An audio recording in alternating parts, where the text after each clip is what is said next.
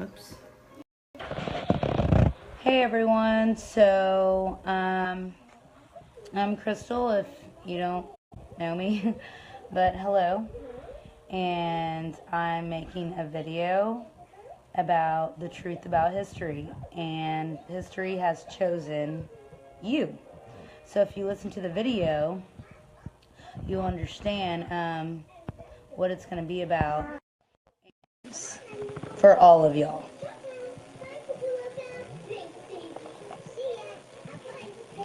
And we're inviting Whitney on. Hi, Whitney. Can you see me? Yeah. Yeah, there you go. That's better. Hey. All right, I gotta All right. figure out how to set my phone up. So just give me a minute. You go ahead. I guess we can start with what we wrote down, Joshua, Yeah. or wherever.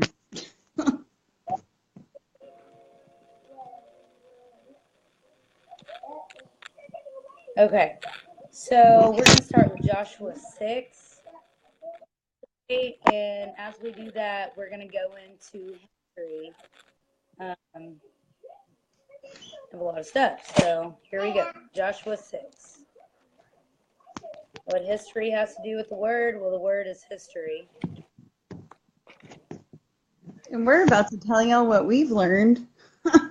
And it will seriously change your perspective on everything you do. It's crazy. Like you understand, you'll just see. Just pay Yeah. attention. So Joshua, is it Joshua 6, Whitney? Joshua 5. Joshua 4, actually. Okay. Joshua 4. Okay. Crap. We go. And it came to be when the entire nation had completely passed over the Jordan that Yahweh spoke to Joshua. So God spoke to Joshua, saying, take for yourselves 12 men from the people, one man from every tribe. 12 So tribes of Israel. before this, Moses spoke to the people, and Joshua came along. Moses spoke to Joshua, Moses and didn't go Moses into the land. wasn't able to cross over to the Jordan and go into the promised land. So we're going to The read. promised land of Israel. Yeah. So we're going to read what God had Joshua to do with Israel. Yeah, because he basically made him like over the people in that time, not over them, but he was kind of the guy whose God's voice spoke through, basically. Like God spoke to Joshua to speak to the people, and he doesn't change. So, but the only difference is now we can have Elohim's spirit in us, and then we don't have to go to anybody because he speaks to us. Right. So So in we're in Joshua 4, Joshua 4. 2, it says, take for yourselves 12 men from the people, one man from every tribe, and command them, saying, take for yourself 12 stones from here, out of the midst of the Jordan, from the place where the priest's feet stood. And you shall bring them with you, and you leave them in the camp in which you spend the night. And Joshua called the 12 men from whom he had appointed from the children of Israel, one man from every tribe. And Joshua said to them, pass over before the ark of Yahweh your Elohim into the midst of the Jordan, and each one of you take up a stone on his shoulder, according to the number of the tribes of the children of Israel, so that this shall be a sign in your midst when your children ask in time to come, saying, what do these stones mean to you? Then you shall answer them that the waters of the Jordan were cut off before the ark of the covenant of Yahweh. Wow. When it passed over the Jordan, the water of the Jordan were cut off. And these stones shall be for a remembrance to the children of Israel forever. Forever. So why did this stop being talked about? It's supposed to be a remembrance. It's supposed to remember it forever. So that's why we're talking about it. So what happened here? They crossed over the Jordan, okay? And Elohim told Joshua to tell the people of Israel, because these were all the 12 tribes, take one man from each tribe, okay? That means one man from Judah, one man from Zebulun, one man from Benjamin, the 12 tribes.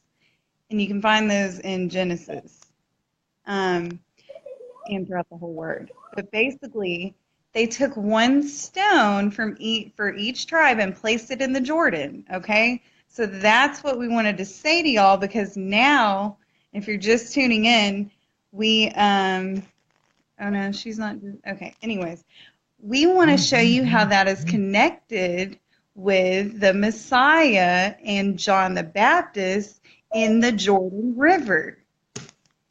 Yeah. So we're going to go to Matthew 3. Well, are we going to finish reading Joshua? You want to finish it? We can finish it. Yeah, let's go ahead and finish it, because we got to go to Matthew anyways, right? Yeah. Yeah. We'll finish it. Yeah. Okay. So then it says in Joshua 4, verse 7, then you shall answer them that the waters of Jordan were cut off before the ark of the covenant of Yahweh when it passed over the Jordan. The What was waters the of Ark the of the Jordan Covenant? were cut off, and these. What was the Ark of the Covenant? What did it carry?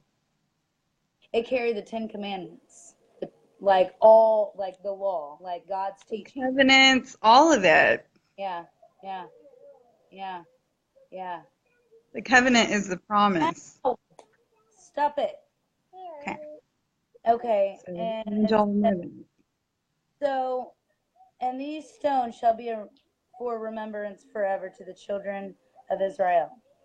So, chapter 4, verse 8.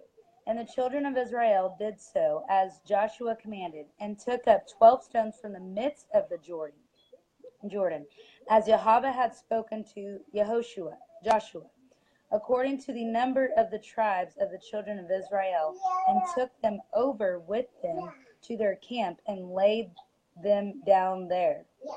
Joshua also put up 12 stones in the midst of the Jordan, in the place where the feet of the priests who bore the ark of the covenant stood. And they are there Oh, hey. today. So they took 12 to their camp and they put 12 in the Jordan. Wow, that's 24 Wow. altogether. What? That sounds like Revelations, the 24 elders. Yeah. Wow. Okay. Wow. Yeah. Okay, so, and the priests who bore the ark stood in the midst of the Jordan until every matter was finished that Yahweh had commanded Joshua to speak to the people according to all that Moshe had commanded Joshua. I Yeah. say it in Hebrew. Yehoshua is And the Hebrew for that. people hastened and passed over. Stop. Stop. Okay. And it, you want to say something? No, just read. Okay. And it came to be when all the people had completely passed over, that the ark of Yahweh and the priests passed over in the presence of the people. And the sons of Reuben and the sons of Gad and half the tribe of Manasseh passed over armed before the children of Israel, as Moshe Yeah. had spoken to them. About 40,000 armed ones of the army passed over before Yahweh for battle to the desert plains of Jericho. On that day, Yahweh made Joshua great before the eyes of all Israel, and they revered him as they had feared Moshe all the days of his life. And Yahweh spoke to Joshua, saying, command the priests who bear the ark of the witness. and let them What's come the up Ark of the from. Witness? The priest or the one who's bearing has the commandments. And the priests who bear the ark of the witness, and And it's let the them. witness. Yeah, yeah, yeah. And Joshua commanded the priest, saying, "Hey, Angela, Angela." you should. Yeah. That's what we want to do. We want to talk to people like,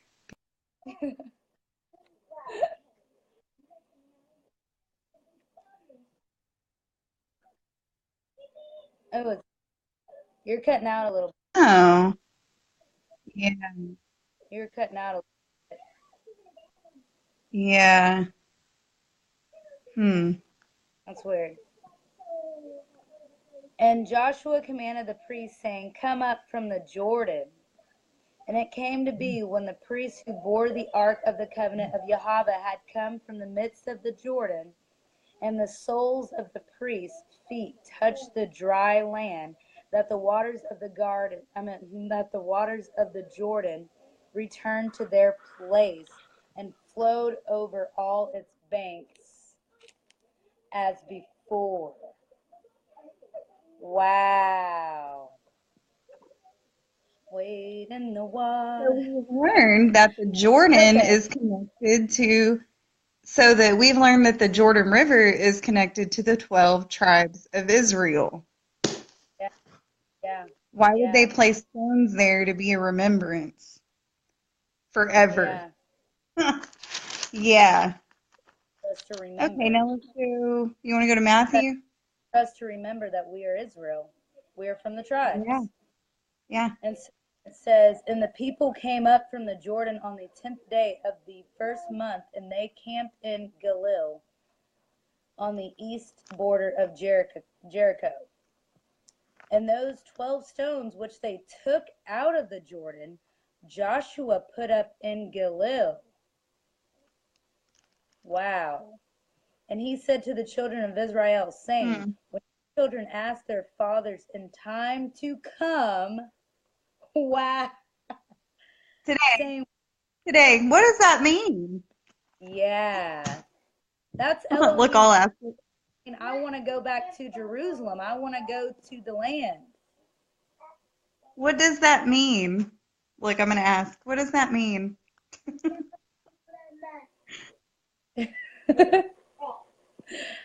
Wow.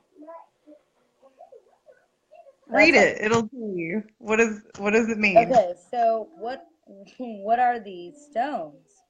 "Then you shall What are, let children know, saying, Israel passed over this Jordan on dry land."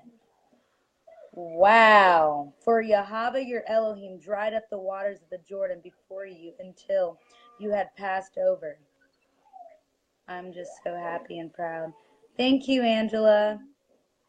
And Jeremiah's name means happy in Yah, like he was happy in God. And that's awesome. So I'm glad you're. wow.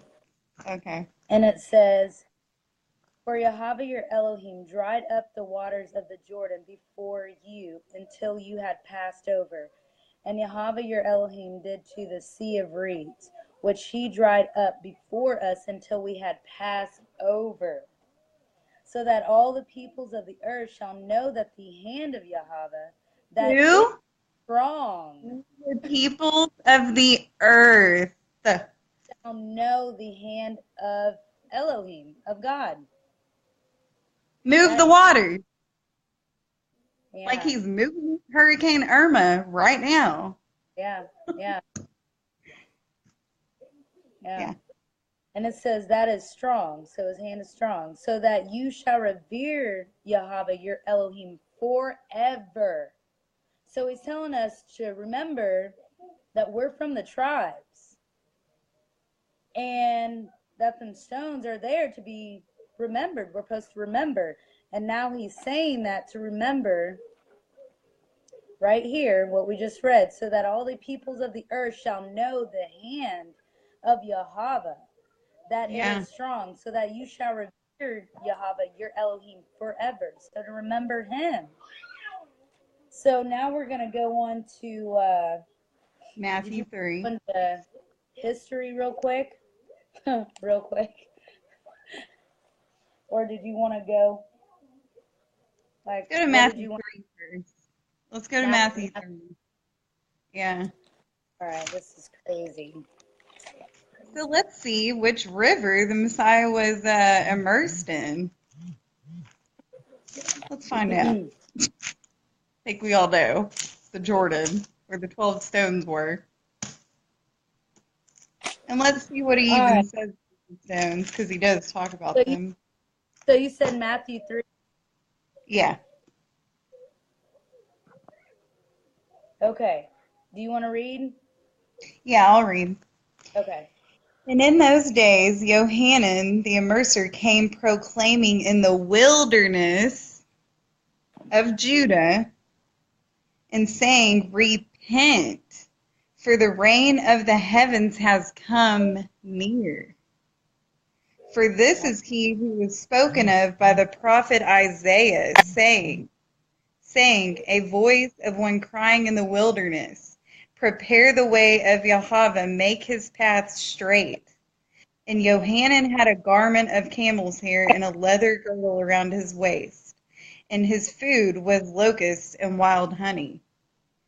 And then Jerusalem and all Judah and all the country around the Jordan went out to him.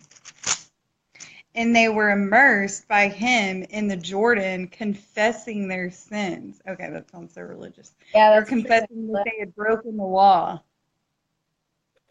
And seeing many of the Pharisees and Sadducees coming to his immersion, he said to them, Brood of adders or brood of vipers, who has warned you to flee from the coming wrath?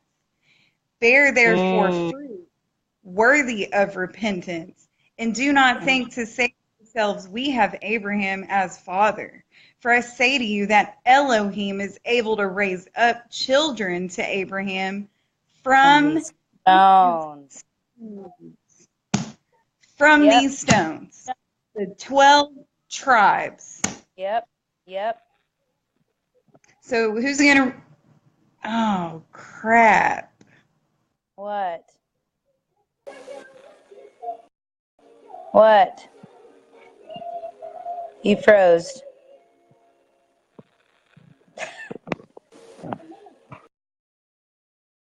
Whitney?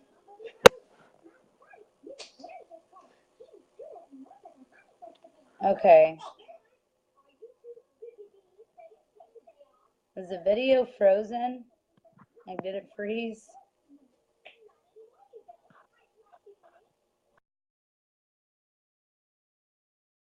It's weird.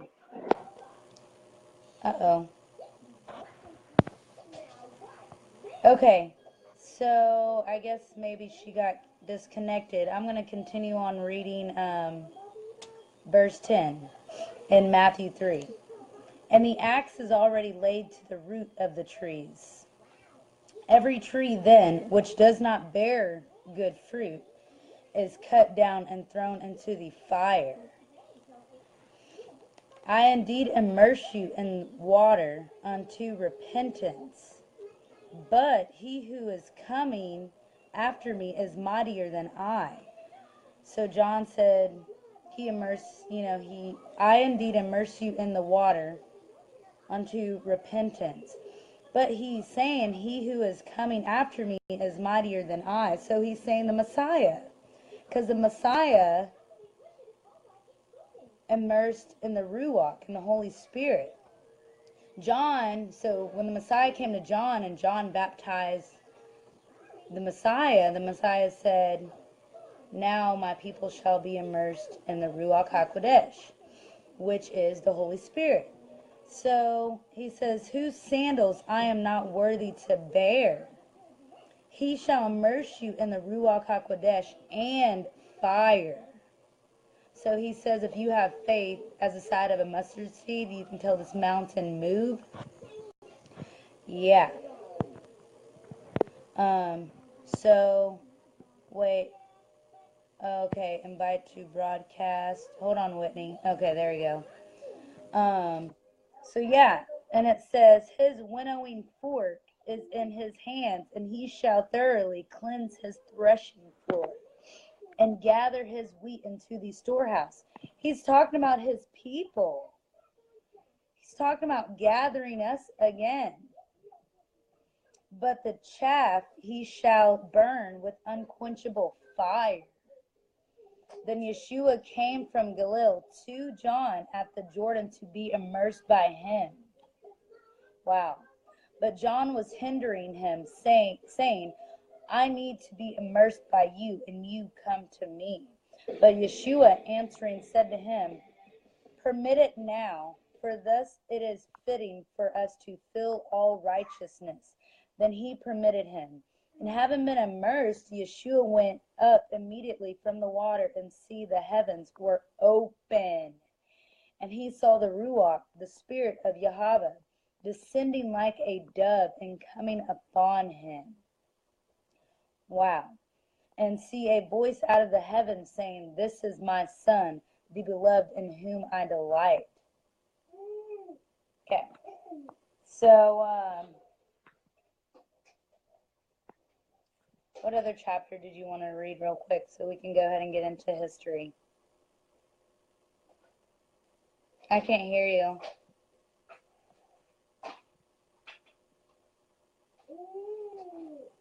So we wanted to talk about history, so we wanted to basically talk about all the history that has happened in America and what happened before this nation was founded. And what does that have to do with times today and how the Bible relates to it? Because the Bible is our history, everybody's history. And that's the thing, there wouldn't be any fighting amongst one another if everyone knew their history. So, let me go into, let's go to Acts 20 real quick, and then I'll tell you, I'll go through then I'll talk about history, how it relates to what we're reading to you tonight.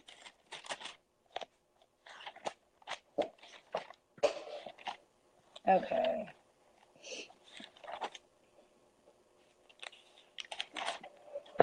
After these, so this is Acts 20. This is what Paul wrote. And Paul was one of the Messiah's disciples. After the uproar had ceased, Paul called the disciples to him. And wait. Actually, Paul was called after the disciples because Paul was the one who was out killing the disciples, and then God appeared to him, and then he started going to the Jews and the Gentiles. Okay? So he went to everybody. After the uproar had ceased, Paul called, so this is Paul's letters. After the uproar had ceased, Paul called the disciples to him. Having embraced them, went away to go to Macedonia. And having gone through those parts, and having encouraged them with many words, he came to Yawan, where he spent 3 months. So these are places. When he was about to sail to Zuria, he decided to return through Macedonia as a plot was made against him by the Jews. And the thing is, this is Acts 20 talks about Paul being persecuted. And so, yeah, because he spoke. When God would speak to them, they went out and spoke what God had told them and shown them, and they were persecuted for it. So, Acts 23. as a plot was made against him by the Jews, and he was accompanied by Sopatros of Berodia, and Aristarchus, and Secundos of the Thessalonians, and Gaius of the Debre, and the Timotheos of the Tukos. Okay, I'm not really good at these words. Bear with me. So if you have your Bible out, you'll see. And Trophimos of Asia. And these going ahead waited for us at Troas. And we sailed away from Philippos after the days of Matzaot, and came to them at Troas in 5 days, where we stayed 7 days. And it sounds like it was a feast. Oh yeah, the feast of Matzaot, which was the feast of unleavened bread. So, hold on just a second. So that's one of, my phone's going everywhere. So that's one of God's feasts. And they still kept the feast back then. So, that's what we're supposed to be doing today. Keeping the feast. Because God tells us to do throughout all generations. So, and it says, verse 7, on one of the Shabbaoth, the disciples, having gathered together to break bread, because this was, the Feast of Unleavened Bread, Paul, intending to depart the next day, was reasoning with them, and was extending the word till midnight. And there were many lamps in the upper room where they were assembled. And a certain young man by the name of Euctos was sitting in a window, being overpowered by a deep sleep. As Shaul kept on reasoning, so Shaul, Paul, that was his Hebrew name. And Paul was his Babylonian name, English name. So it says, was sitting in a window, being overpowered by a deep sleep. So this guy named Euctos. As Shaul kept on reasoning, he was overcome by sleep and fell down from the 3rd story and was picked up dead. So this guy ended up dying. And Paul, having gone down, fell on him, and embracing him said, do not be upset, for his life is in him. Then going up again, having broken bread and eaten, he talked a long while, even till daybreak, so went forth. And they brought the young man in alive, and were encouraged not a little. And we, going ahead to the ship, sailed to Assuros, intending to take Shaul on board there, for so he had arranged, intending himself to go on foot. Okay. So here they are traveling to other cities, fleeing from the Jews from killing Paul. So, hold on just a second. And when he met us at Assuros, we took him on board and came to Mitulin. And from there we sailed, and the next day came opposite to Kuros. And the next day we arrived at Samos, and remained at Trogolian. And the following day we came to Miletos. So Paul had decided to sail past Ephesus, Ephos, so that he might lose no time in Asia, for he was hurrying to be at Jerusalem. And so, if possible, on the day of the festival of Shavuot. So that's what they did back then, and that's what they still do today, is they meet in Jerusalem for a feast, on the feast. Some of the feasts, you're supposed to go up to Jerusalem and keep that feast. So that's what Paul did, and he knew he was going to get persecuted on that feast, which is crazy because wasn't the Messiah persecuted on the Feast of Passover, Pesach? He was. That's why he sat down with this 12 and told them that it's going to happen again. So keep my feast, because they're for appointed times. And that's how you know what times that we are living in today, seeking God. And you're not made right by the law, but you're made right by belief and following the law. Okay, so anyways, and it says, and from the Miltos he sent, okay, so this is Acts 20, verse 17. And from Miltos he sent to Ephesus, or Ephos, and called for the elders of the assembly. And when they had come to him, he said to them, you know from the first day that I came to Asia, how was I with you all the time, serving the Edom with all humility, and with many tears and travails which befell me by the plotting of the Jews. Paul's crying. I can tell he's crying. As I kept back none that was profitable, but proclaimed it to you and taught you publicly and from house to house. So he's going to house, city to city, talking to people, okay? At the same time, fleeing from the Jews. Crazy. Witnessing to Jews and also to the Greeks repentance toward Elohim and belief in our Adon Yeshua HaMashiach.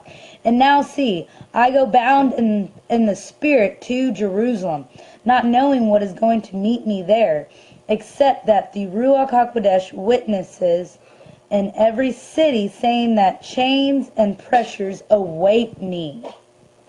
Wow. So the Father told him he was going to be persecuted because Paul had the Ruach HaKodesh. He wouldn't set a trap. God is going to warn his people of what's going to befall them. But it says, but I do not count my life of any value to me, so that I might accomplish my mission with joy, and the work which I received from the Adon Yeshua, to bear witness to the good news of the favor of Elohim. And now see, I know that you all among whom I went about proclaiming the reign of Elohim shall see my face no more. Therefore I witness to you this day that I am clear from the blood of all. For I did not keep back from declaring to you all the counsel of Elohim. Therefore take heed to yourselves, and to all the flock among which the Ruach HaKodesh was made you overseers, to shepherd the assembly of Elohim, which he has purchased with his own blood. He's speaking to them now, then, and he's speaking to us now. For I know this, that after my departure savage wolves shall come in among you, not sparing the flock. Isn't that now? Like it was then? I mean, really think about it. Alright, hold on just a second. I need to invite someone. Oh, there it goes. Hi, Terry. Nice of you to join. Hey. Oh, I can hear you now. Great. So, Yeah, I we're in know. Acts 20. Hey, my phone might die. If Okay. it does, hey, if my phone dies, I'm Yeah, I hear gonna you. charge my phone. You can hear me? Yeah. Hello? Okay, Yeah, so I if can. my phone dies, I'm gonna charge it for a little bit and then get back on. Because for some reason, Taylor's phone, his microphone does not work. Oh, So I wow. don't know. And live runs my battery down. Yeah, So, mine too. Okay, so we're in Acts 20, verse 30. okay. So then it says, also from among yourselves men shall rise, speaking distortions to draw away the disciples after themselves. Therefore watch, remember that for 3 years, night and day, I did not cease to warn each one with tears.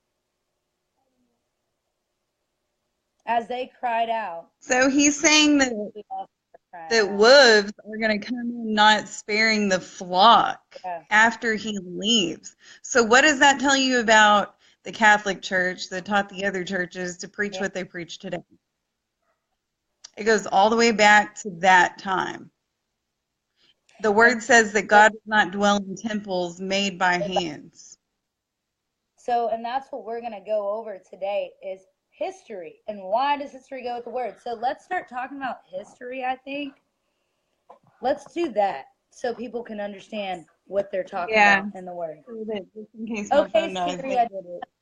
need you to pop up on my husband's phone. That was weird. Okay. So I'm going to read something about the temple that was destroyed around the time that Paul was in Jerusalem, in the same temple that the Messiah preached in. And this is what you won't hear being taught. In the year 3750 on the Hebrew calendar, known as the year 11 BC, the magnificent structure of Herod's temple, right, the one that Zerubbabel laid the foundation, it was completed in 3750. This is the year 11 BC. Included gold taken from the grave of King David. So they took gold from King David's grave. Why do I feel like that was a no-no? Herod the First placed a religiously offensive Roman golden eagle above the entry of the temple. It says, some say that due to Herod's cruel, disdainful treatment of the Jews, the tribes, they became second-rate citizens in the eyes of the Romans, and the international perception of the Jew irreversibly declined. So anyways, King Herod placed a golden eagle above on the temple. Let me read that again. Yeah, I did. Above the entry of the temple. And then you have the Messiah coming in and Siri, saying, dang it, the phone died. Terry, I'm not religious. I just follow the Messiah. Like, I don't go to church because God says he doesn't dwell in temples made by hands. Like, he dwells in us. That's what he says in Acts 7. It's just, I follow God and I speak the truth in the word. We don't have to go to church to know God. These churches and these buildings came from Roman, and they even came from further back then when the disciples. So, yeah. But I'm just a believer in God. But Acts 20, it says, she got caught off again. So, therefore, watch, remembering that for 3 years, day and night, I did not cease to warn each one with tears. And now, brothers, I commit you to Elohim and to the word of his favor, which is able to build you up and give you an inheritance among all those having been holy. Yeah. I have coveted no one's silver. This is Paul. I have coveted no one's silver or gold or garments. So did Paul force them to give him money for the word, for the truth, like these churches are doing to people, deceiving many and leading God's flock astray? No, because the word is free. And it says in verse 34, and you yourselves know that these hands supplied my needs, and for those who were with me. All this I showed you by laboring like this, that you ought to help the weak. And remember the words of the Adon Yeshua, that he said, it is more blessed to give than to receive. So, yeah. And it says right here in 36, and having said this, he knelt down and prayed with them all. So, Maya, stop. And having said this, he knelt down and prayed with them all. And there was much weeping among them all, and falling on Shaul's neck, they kissed him. distressed most of all because of the word which he had said, that they would see his face no more. And they went with him to the ship. That's sad. So, now I would like to read Ezekiel 36. And, yeah. Ezekiel 36.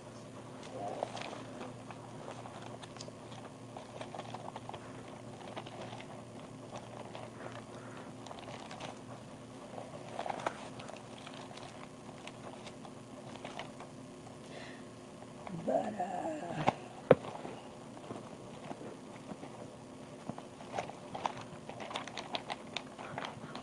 if I can find it.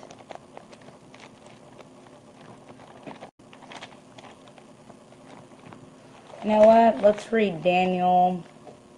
So I wrote that down too. And we'll read Ezekiel. Sorry, I'm flipping through here and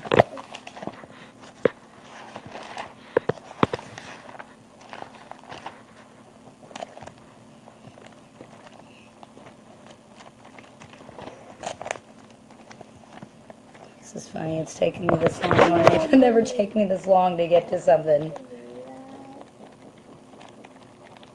Somebody knocking on my door?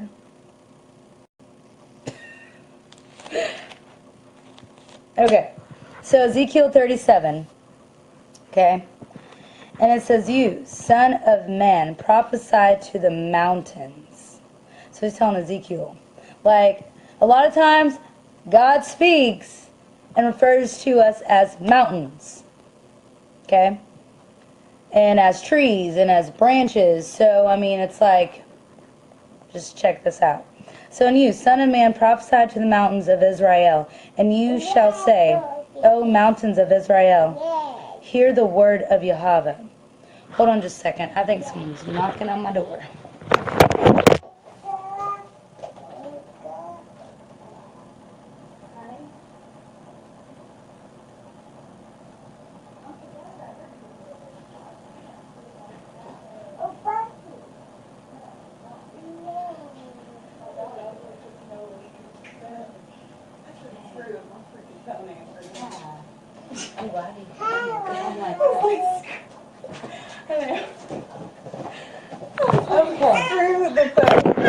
Alright, so here's Whitney at my house. And we're gonna do history now. That's how bad we want to like tell y'all this stuff. I drove to my friend's house. It's literally only 1 minute away. Yeah, it's not that far. And we don't have traffic out here. So, yeah. You know. Hey, Mama. Alright. Alright, so she has this amazing history book of all the time that God's people, different races, okay, because we're all mixed, been persecuted. And so we want to give y'all some history we weren't taught. That we weren't taught. This is everything. Yeah. Everything. Well, so, really, this is everything. And the Bible. Yeah, well, yeah, the Bible and this. I mean, everything. Yeah. Okay. So. Where were you? Because I have no idea. Well, I went to Ezekiel 36, but you know what? I want to go ahead and jump into war and then go to read these verses so that they can understand, like, oh, okay, you know. Did you already get the React? Yeah, I went to React. So the thing is, Paul was killed for his testimony, and for some reason, people take that lightly. Like, okay, well, he was killed for the truth, but we can just go on living comfortably, and that's what the Messiah wants. That's not what Elohim called. He said, you know, take up your stake and follow me. Because he knew that the truth that we had and the truth that they had, you can be killed for it. So it must be some serious stuff that some rulers and some religious leaders don't want you to know. Yeah. And God doesn't change. So we're going to read this. All right. So I was reading a second ago, in year 11, if y'all missed it. Let's go to that real quick.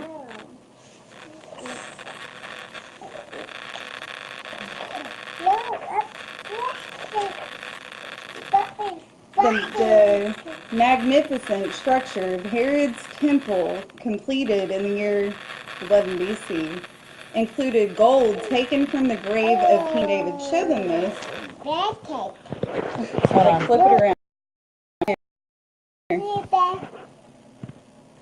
Okay. The magnificent structure of Herod's Bet Hamek That's a Hebrew word for temple. completed in 3750, included gold taken from the grave of King David. Herod, I placed a religiously offensive Roman golden eagle above the entire entry to the Bet Hamikdash, the temple. Some say that due to Herod's cruel, disdainful treatment of the Jews, they became second-rate citizens in the eyes of the Romans, and the international perception of the Jew irreversibly declined. Wow, so what does an eagle remind you of? I wonder.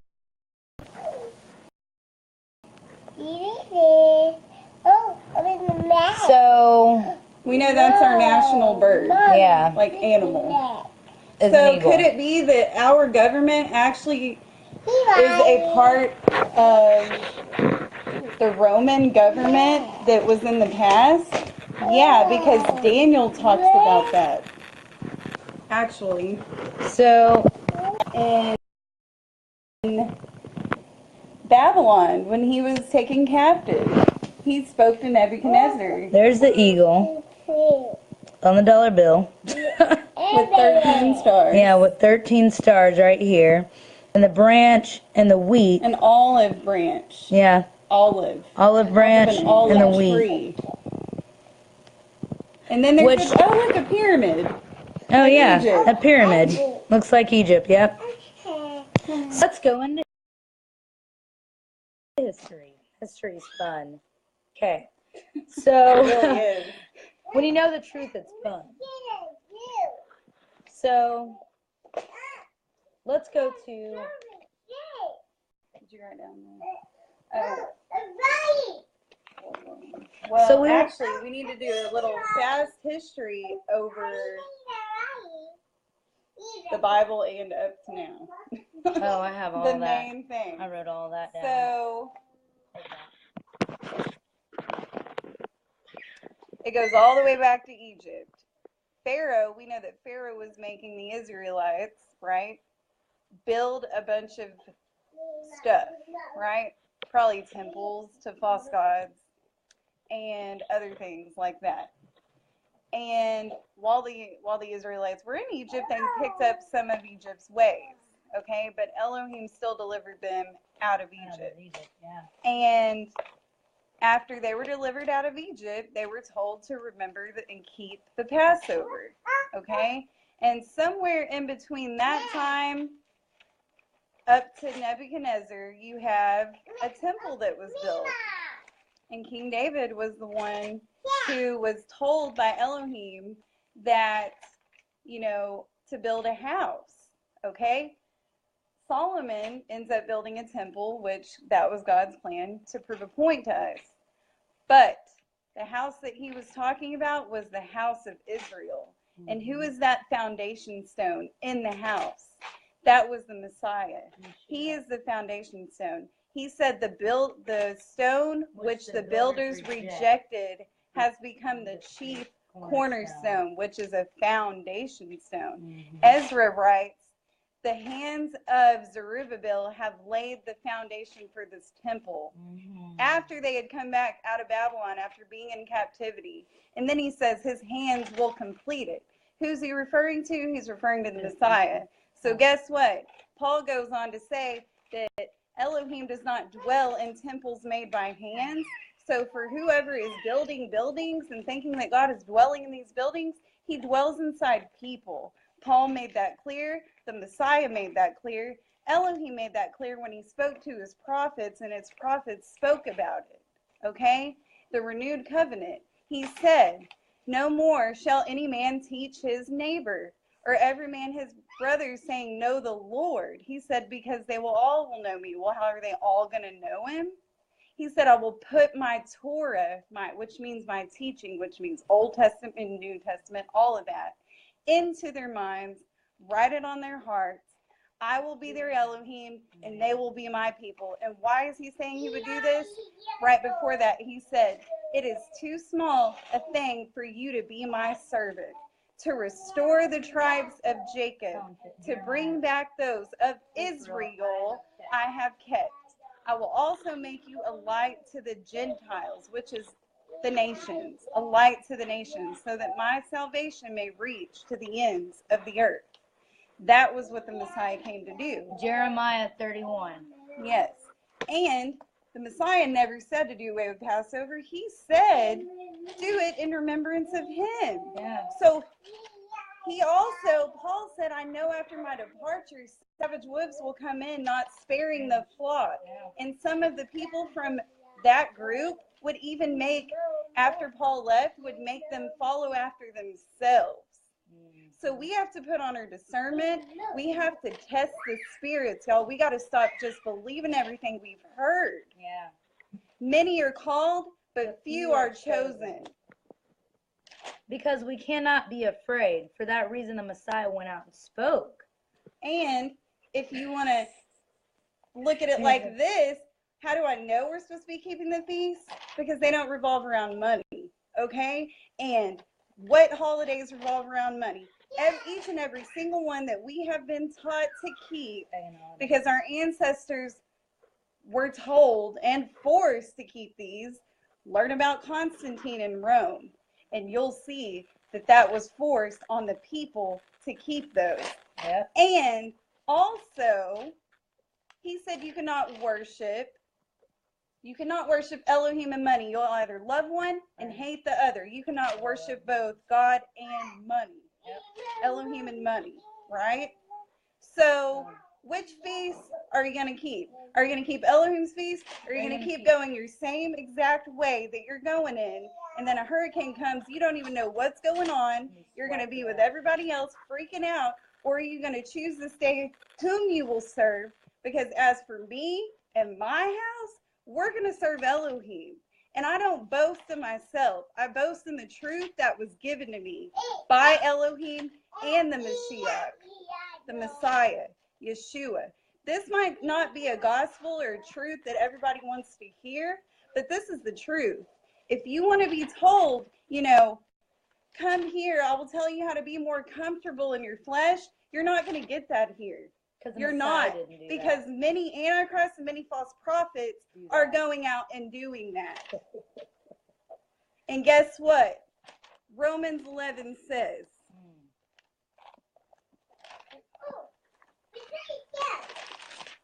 and if you want to judge me and think that I am boasting, I'm going off of what I was taught by Elohim. Go look at Paul and see if he boasted in his Messiah, because he sure did. Yeah, I did.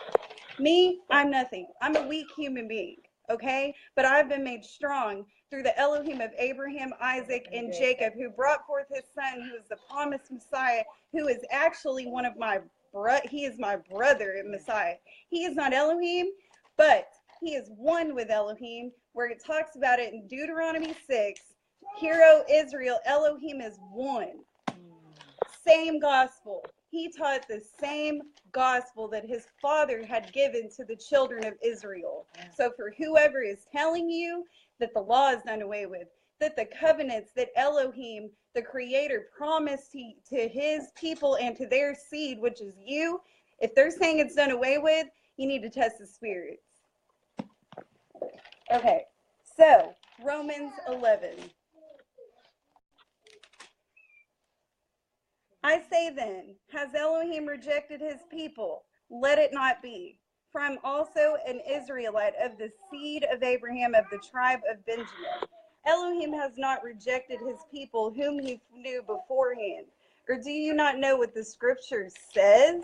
of Elijah, how he pleads with Yahweh against Israel, saying, Yahweh, they have killed your prophets and overthrown your altars, and I alone am left, and they seek my life.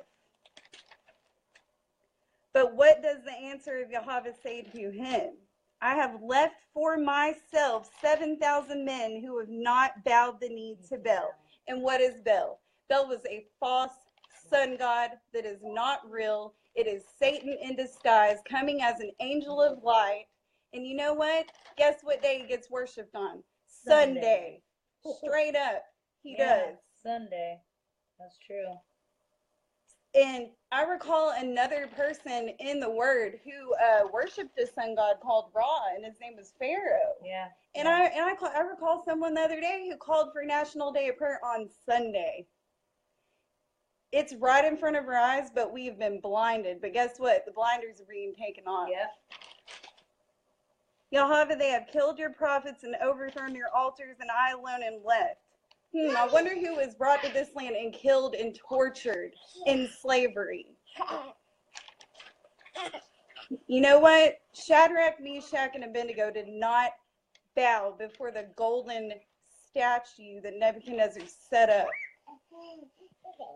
Maybe there's one that's been set up and we just haven't recognized it.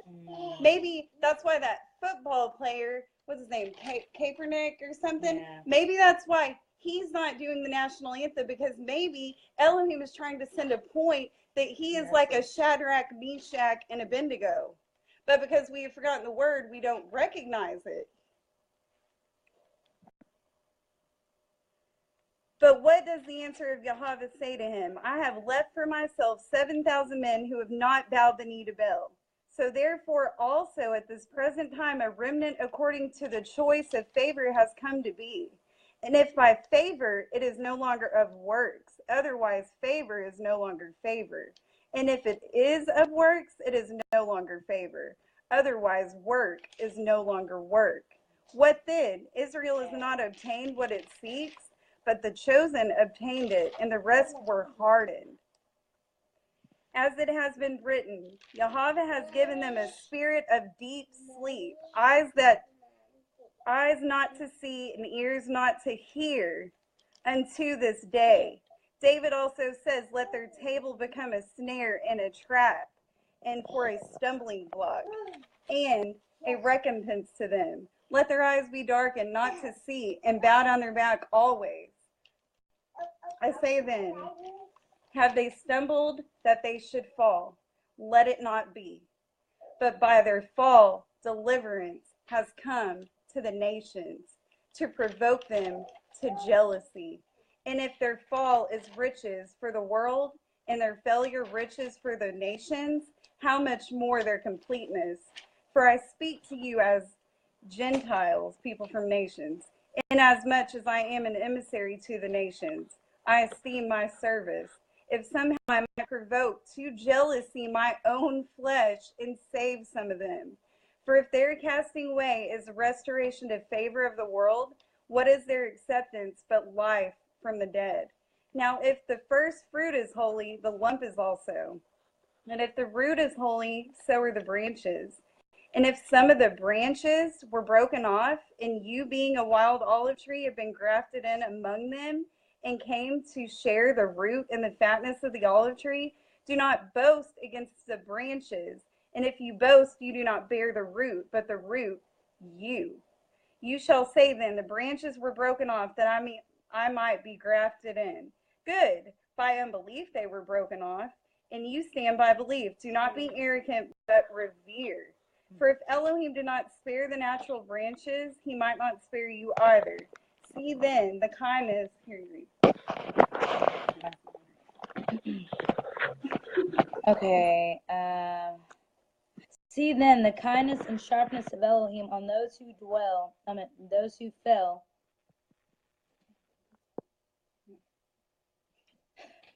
But toward you kindness. If you continue in kindness, otherwise you also shall be cut off. Okay, let me read that again. See then the kindness and the sharpness of Elohim on those who fell, sharpness. But toward you, kindness. if you continue in kindness, otherwise you also shall be cut off. And they also, if they do not continue in they do not continue in unbelief, shall be grafted in, for Elohim is able to graft them in again. Okay. For if you were cut out of the olive tree, which is wild by nature, and were grafted, that makes sense, wild by nature and were grafted contrary to nature into a good olive tree, how much more shall these who are the nature?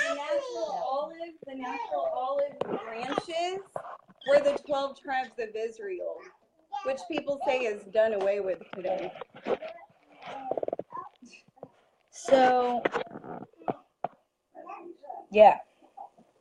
How much more shall these who are the natural be grafted into their own olive tree?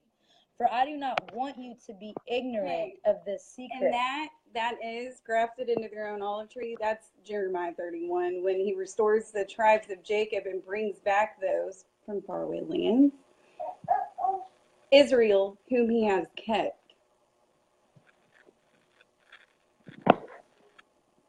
So it says, okay, this is Romans 11, verse 25. For I do not want you to be ignorant of this secret, brothers, lest you should be wise in your own estimation, that hindering in part has come over Israel, until the completeness of the Gentiles has come in. Do you want to be part of the Gentiles who come in? Because you're grafted into the olive tree. You're grafted into Israel with the 12 tribes. You're not grafted into a church building. So whoever has taught you that has lied.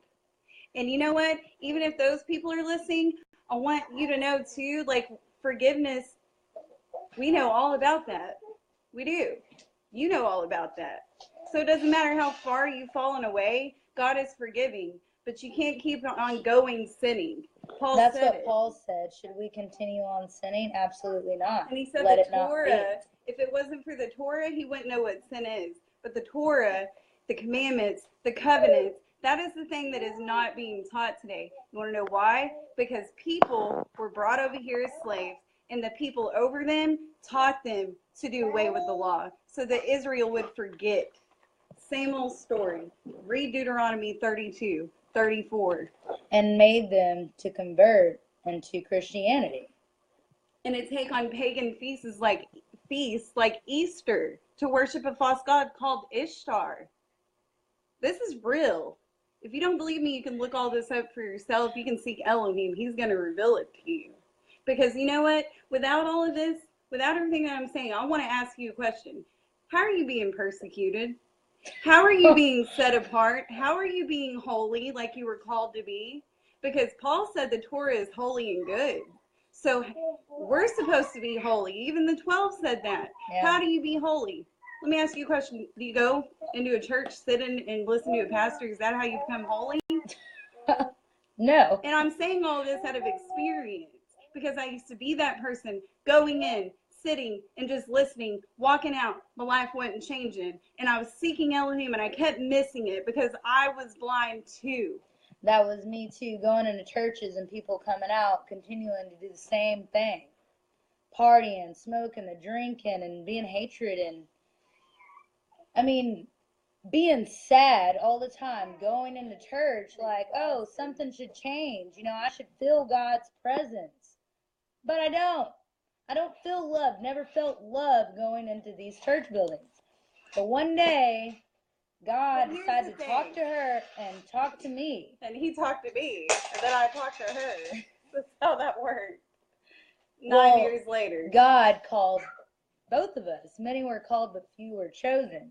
And that's what he's talking about, because people don't want to read the word for themselves. And then you have people who... And just like in the days of the Messiah, he called people and they didn't want to do it. Yeah. They didn't want to because they loved their life too much to give it up. But that's why we should talk about the woman and her coin, the small coins. Yeah, because the Messiah spoke about it, saying... We're like the woman with the coin. Are you with ready the small for this? Coins. Yeah, and even the Messiah knew this all the way back 2,000 years ago because he knew who the sheep were. He prayed for them, and we're not the only ones. There's a bunch more that are lost that are going to be found because they're of the lost sheep of the house of Israel. Read your Bible. You will find all this. So, I don't know where it is. I think it's in Not Matthew the woman there last 12. time, the woman that put in all that she had. That Both of those. Ooh. yeah. Well, my phone. Okay. Just tell him. You got to memorize. So, okay, there was a woman that went into the temple. She had 2 small coins. It was all that she had. She put in everything that she had. Okay. At the same time, you had Pharisees putting in a bunch of money into the treasury. So it's just like churches. Yeah. But she put in the least, like, the smallest amount of money. Okay?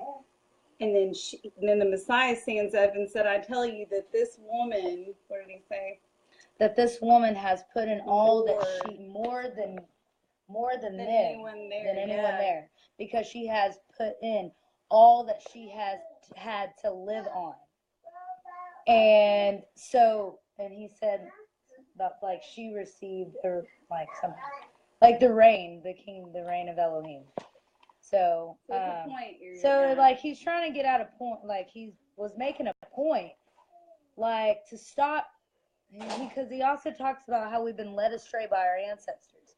So if we turn away from the ways that we've been taught, because they're not God's ways, and turn to hit back to his ways, then we would actually be comforted by Elohim. Yeah. Okay. So, so if you don't believe all this tribe stuff, if you think we're full of it, and you think that you just want to stick with the same old, you die, you go to heaven, you get caught up in the heavens while the Jews go through the 7-year tribulation, and then that the tribes don't matter, and you're one of those that want to boast against the natural branches. ooh. Like you said, you might not be spared either.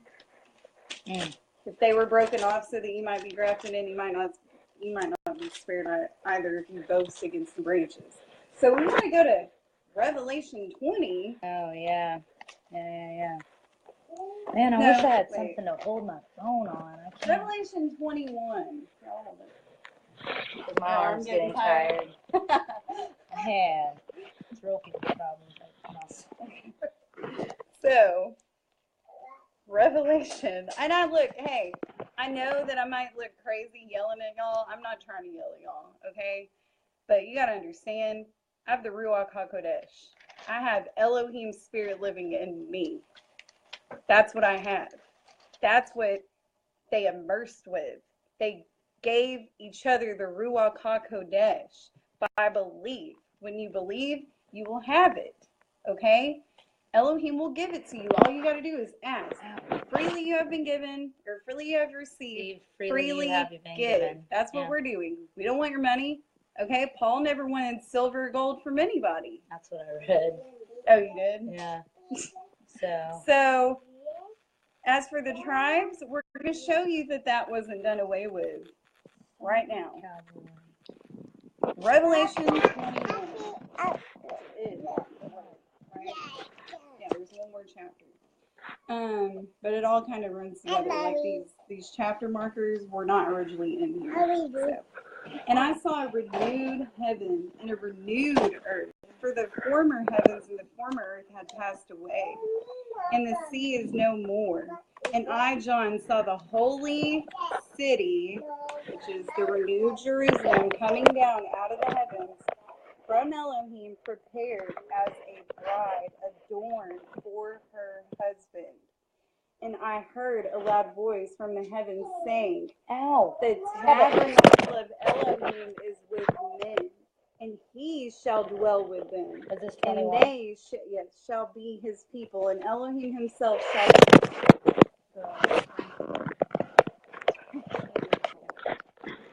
Where's your charger? It's on. Here, just move it. Okay. So, let's see. Where was I? They shall be his people, and Elohim himself shall be with them. That's Emmanuel, Elohim with us. And be their Elohim. And Elohim shall wipe away every tear from their eyes. And there shall be no more death, nor mourning, nor crying. And there shall be no more pain, for the former have passed away. And he who is sitting on the throne said, See, I make all things new. Is this it? Am I on the right thing? No, you're in 20. Yeah, I'm in the right thing. Okay, here we go. See, I make all things new.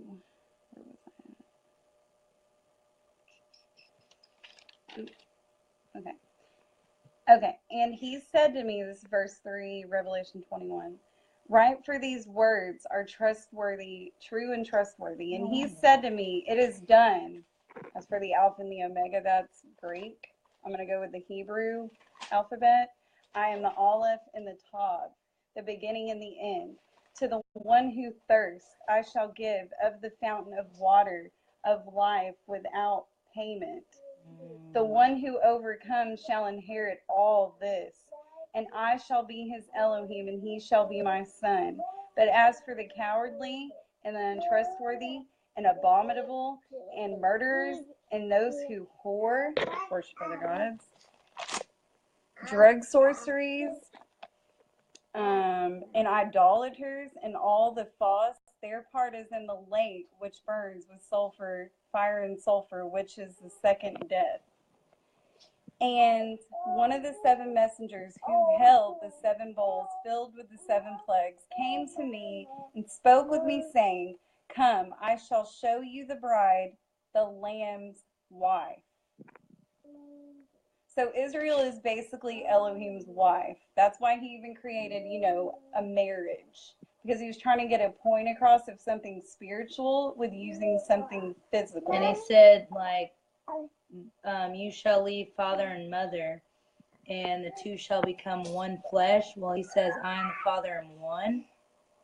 That's what he was trying to say. We're all one. Yeah. Because Elohim is one. Okay. So, and he carried, you want to read verse 10? Okay.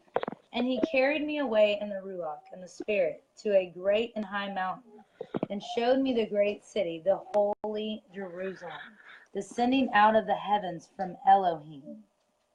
Okay. Having the esteem of Elohim, and her light was like a most precious stone, like a jasper stone.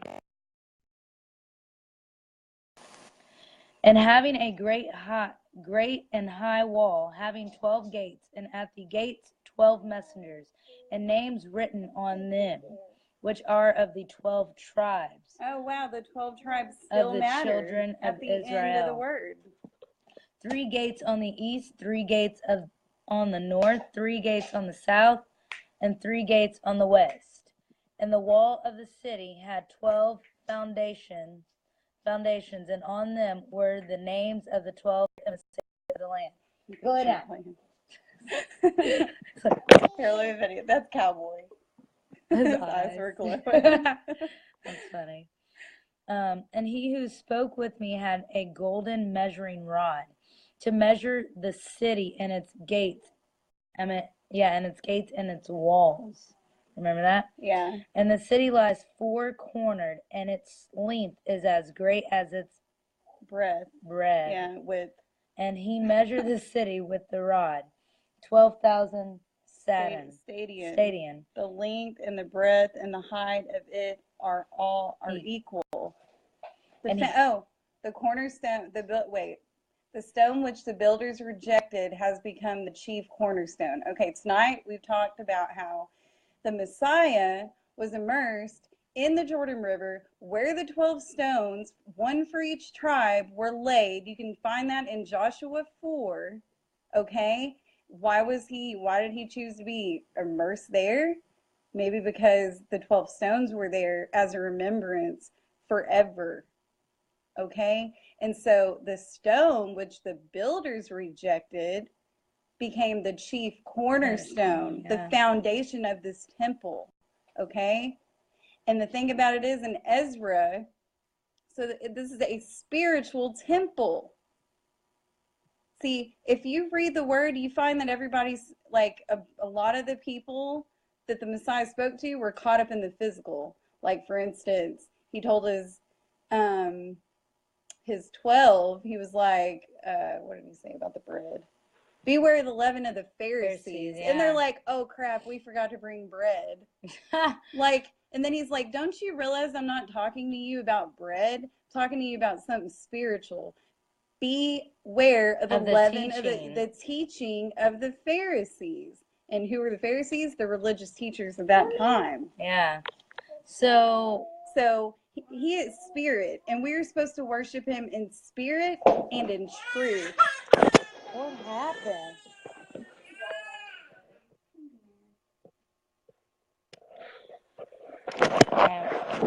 Sorry, my baby fell. All right. My baby fell. Come here, Mama. You're sleepy. Come here. Right, here. So if we can do this, anybody can do this. That's the thing, like, you're not supposed to be all like, everything is not supposed to be perfectly laid out. Like, it's supposed to be like real life, with real life stuff going on. Like, that's the problem. Like, we're not supposed to be like the world, trying to clean ourselves up, trying to make ourselves look perfect. Like, we're supposed to be real and honest. And it says to talk about the commands when you, like, constantly. Read it in Deuteronomy 6. Okay. So, back to what we were saying.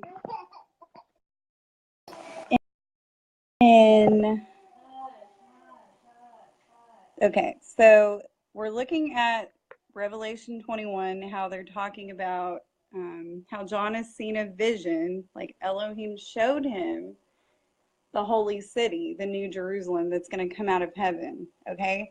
And that's directly tied into the covenant that he made with Abraham, that he promised that land to his seed after him, like forever, basically.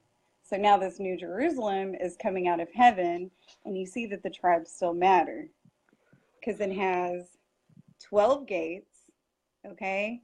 Having a, oh, and we forgot to talk about this up here. Oh, wait, I'll get to that. And having a great and high wall, having 12 gates, and at the gates 12 messengers, and names written on them, which are of the 12 tribes of the children of Israel. 3 gates on the east, 3 gates on the north, 3 gates on the south, and 3 gates on the west. And the wall of the city had 12 foundations, and on them were the names of the 12 emissaries of the Lamb. Wow. Y'all see that? 12 foundations. Do you know who the chief cornerstone is, which is like the original foundation? It's the Messiah. Because if you think about this, he was wanting not a temple made by hands. He said, I go to prepare a place for you. And if I go to prepare a place for you, I will come to you and bring you to myself, so that where I am, you may be also. That's what he's doing in the heavens. Okay. And he who spoke with me had a golden measuring rod to measure the city and its gates and its walls. And the city lies 4-cornered, and its length is as great as its breadth. And he measured the city with the rod, 12,000 stadium length, breadth, height of it are equal. And he measured its walls 144 amah. That's an interesting number. 144. According to the measure of a man, that is of a messenger.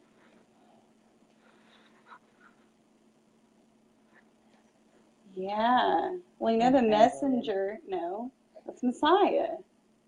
Oh, I thought you were reading. Because if you read Isaiah, it's talking about, behold, I send my messenger ahead of me, and he will prepare the way before me, or something like that. And that was Messiah that was prophesied about. Okay. And the structure of its wall was jasper, and the city was clean gold, like clear glass. And the foundations of the wall of the city were adorned with all kinds of precious stones. The first foundation, jasper. The second, sapphire. The third, agate. The fourth, emerald. The fifth, sardonyx. The sixth, ruby. The seventh, chrysolite. The eighth, beryl. The ninth, topaz. The 10th, chrysoprase. The 11th, jacinth. And the 12th, amethyst. Okay, do y'all know what this is talking about? The high priest, let me turn this around, in the Old Testament, gotta know Old Testament, wore a breastplate, like a plate on his chest, right? And guess what? It was to paint a picture of like Elohim. Basically, his breastplate had 12 stones, one stone for each tribe of the tribes of Israel.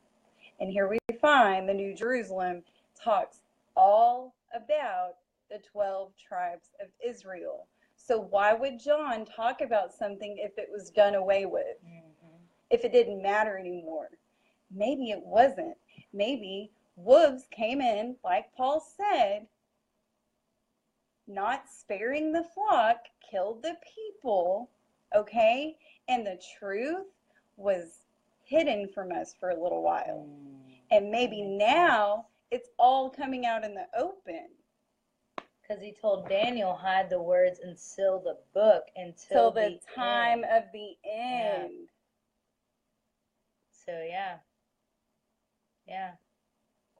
Yeah. Okay. So, and the 12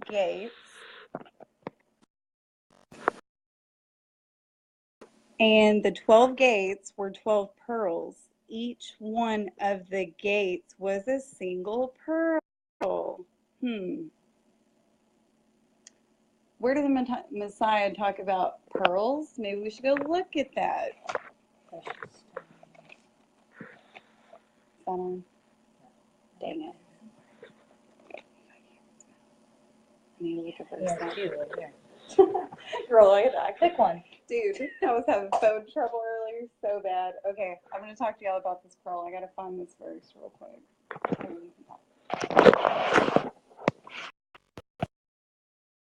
12 tribes. 12 tribes. Old Testament, New Testament, and into the world. Because the Father says, I am the beginning and the end. He says, I do not change. And he does say, I do not change. But this makes sense because he says, heaven and earth will pass away, but my words will never pass away.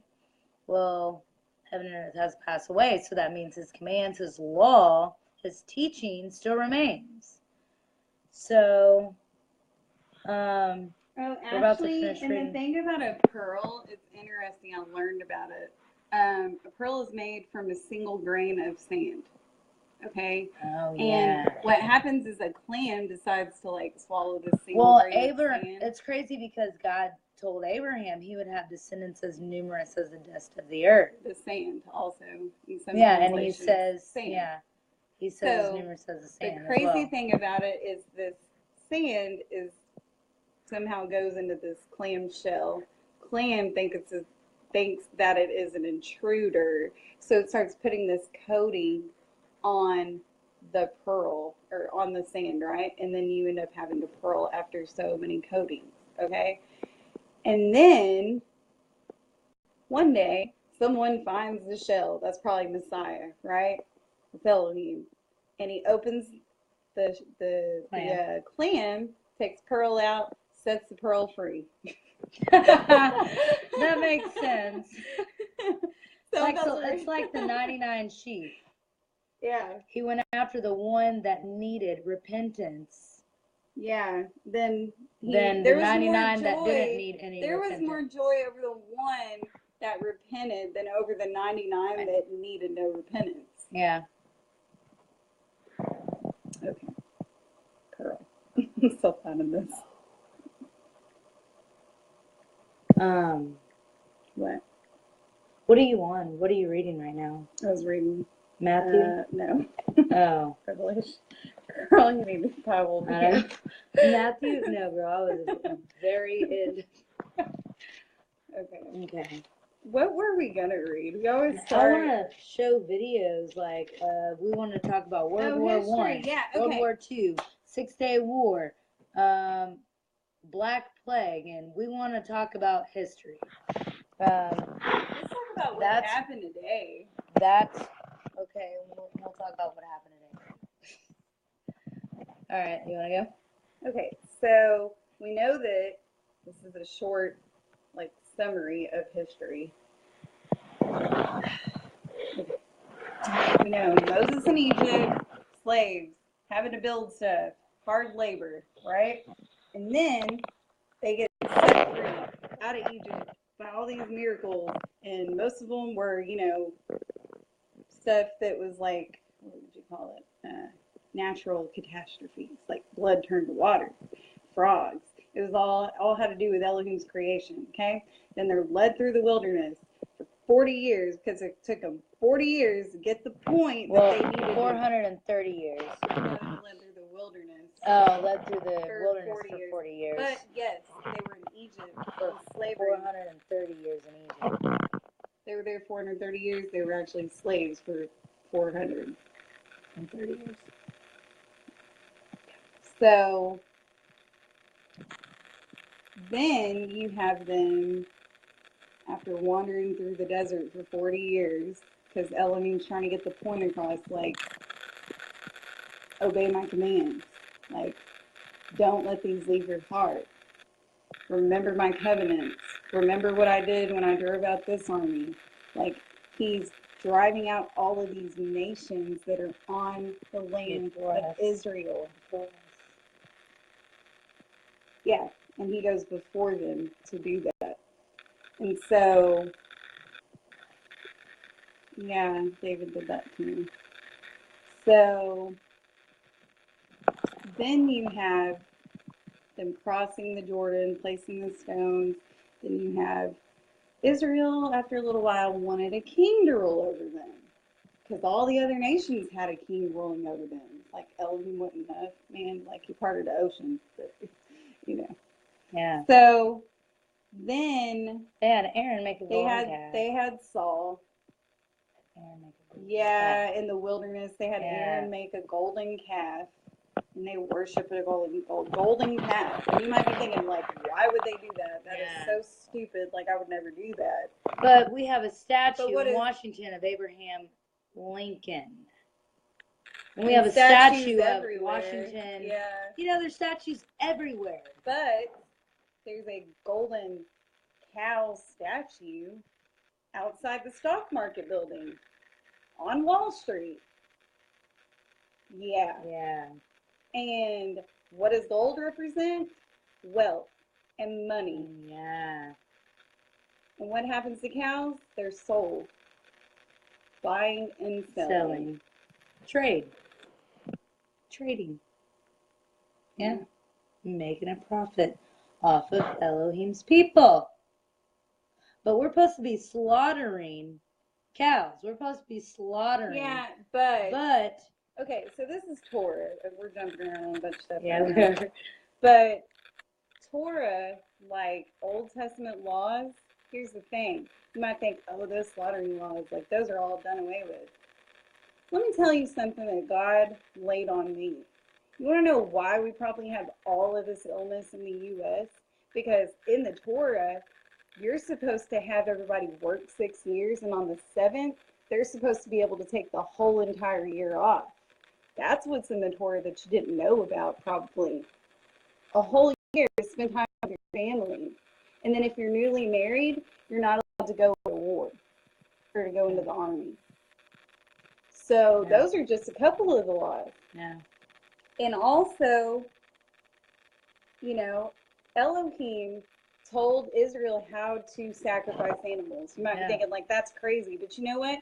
Bet you're not thinking that when you're eating your cheeseburger. That sacrificing animals is crazy. Because it happens every day. And people are getting sick. And you want to know why? Because this nation is full of greed. Straight up. We want something, we want it now. Yep. So they give it to us. And that's why Elohim no gave us respect. into the hands of the enemy, because we wanted to follow after. Our ancestors wanted to follow after it. And we're comfortable in Egypt. Yeah. Straight up. Comfortable in Egypt. Fine with it. So why remember the Passover about being brought out of Egypt if you're comfortable living here? Because Messiah shed his blood and died as a brother of the 12 tribes of Israel. He died for his brothers. He died for his friends. And do you know that friendship with the world makes you an enemy of God? Yeah. This is what your Bible says. This is the truth.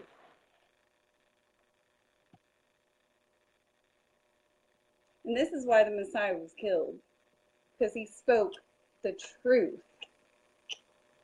He came teaching what his father had told Israel.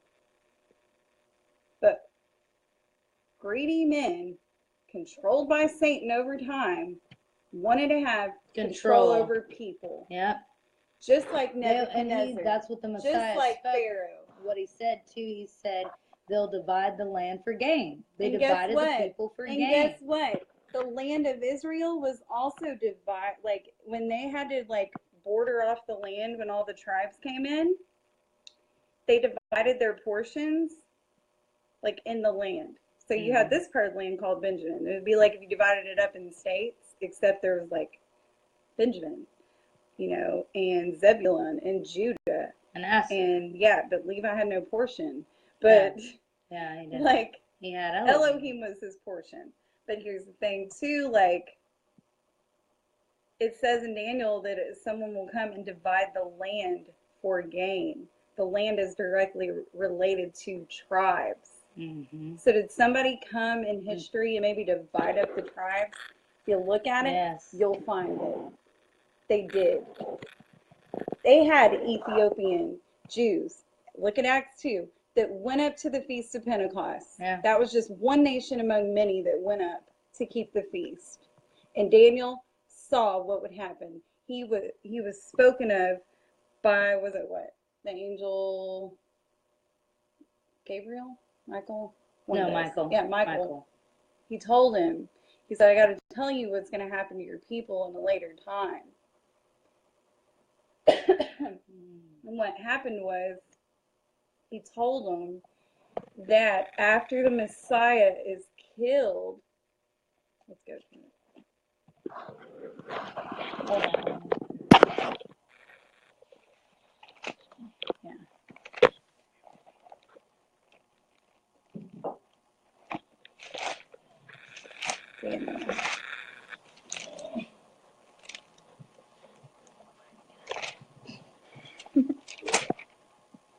Okay, let me turn this around.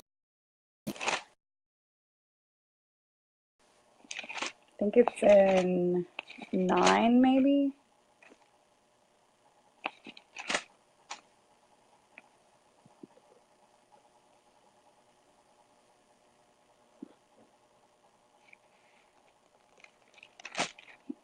And 11.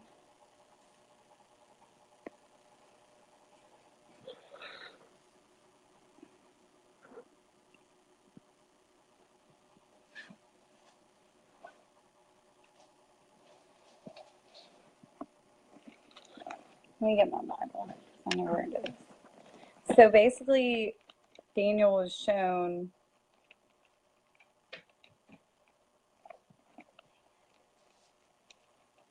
what would happen after the Messiah was killed, right?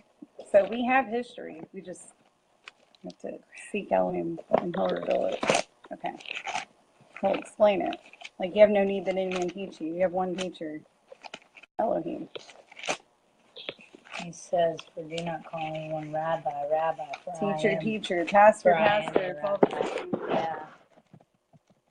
So, I'm looking for this verse really quick. talk about, Oh, here it is. It's in Daniel. Let's see, Daniel 9, verse 25. Okay. You can here, just show it to him so they can see it. Okay. So, know then and understand from the going forth of the command to restore and build Jerusalem until Messiah the Prince is 7 weeks and 72 weeks. 62 weeks. It shall be built again with streets in a trench, but in times of affliction. Yeah. And after the 62 weeks, Mashiach shall be cut off and have not. And the people of a coming prince shall destroy the city and the holy place. And the end of it is with a flood, and waste are decreed, and fighting until the end. So the coming prince. Okay, so Messiah is cut off. Why does it say and have nothing? I don't know. It's been translated. Isn't that weird? Yeah. Why would he have nothing? No. Okay. Anyways, And the people of a coming prince shall destroy the city and the holy place, and the end of it is with a flood, and waste are decreed, and fighting until the end. And he shall confirm a covenant with many for 1 week.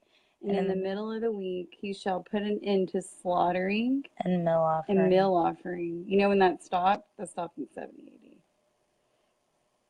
What, slaughtering and meal offering? Yeah, because in order to have slaughtering and meal offering, they had to have a temple, but at the same time, it was like a spiritual thing.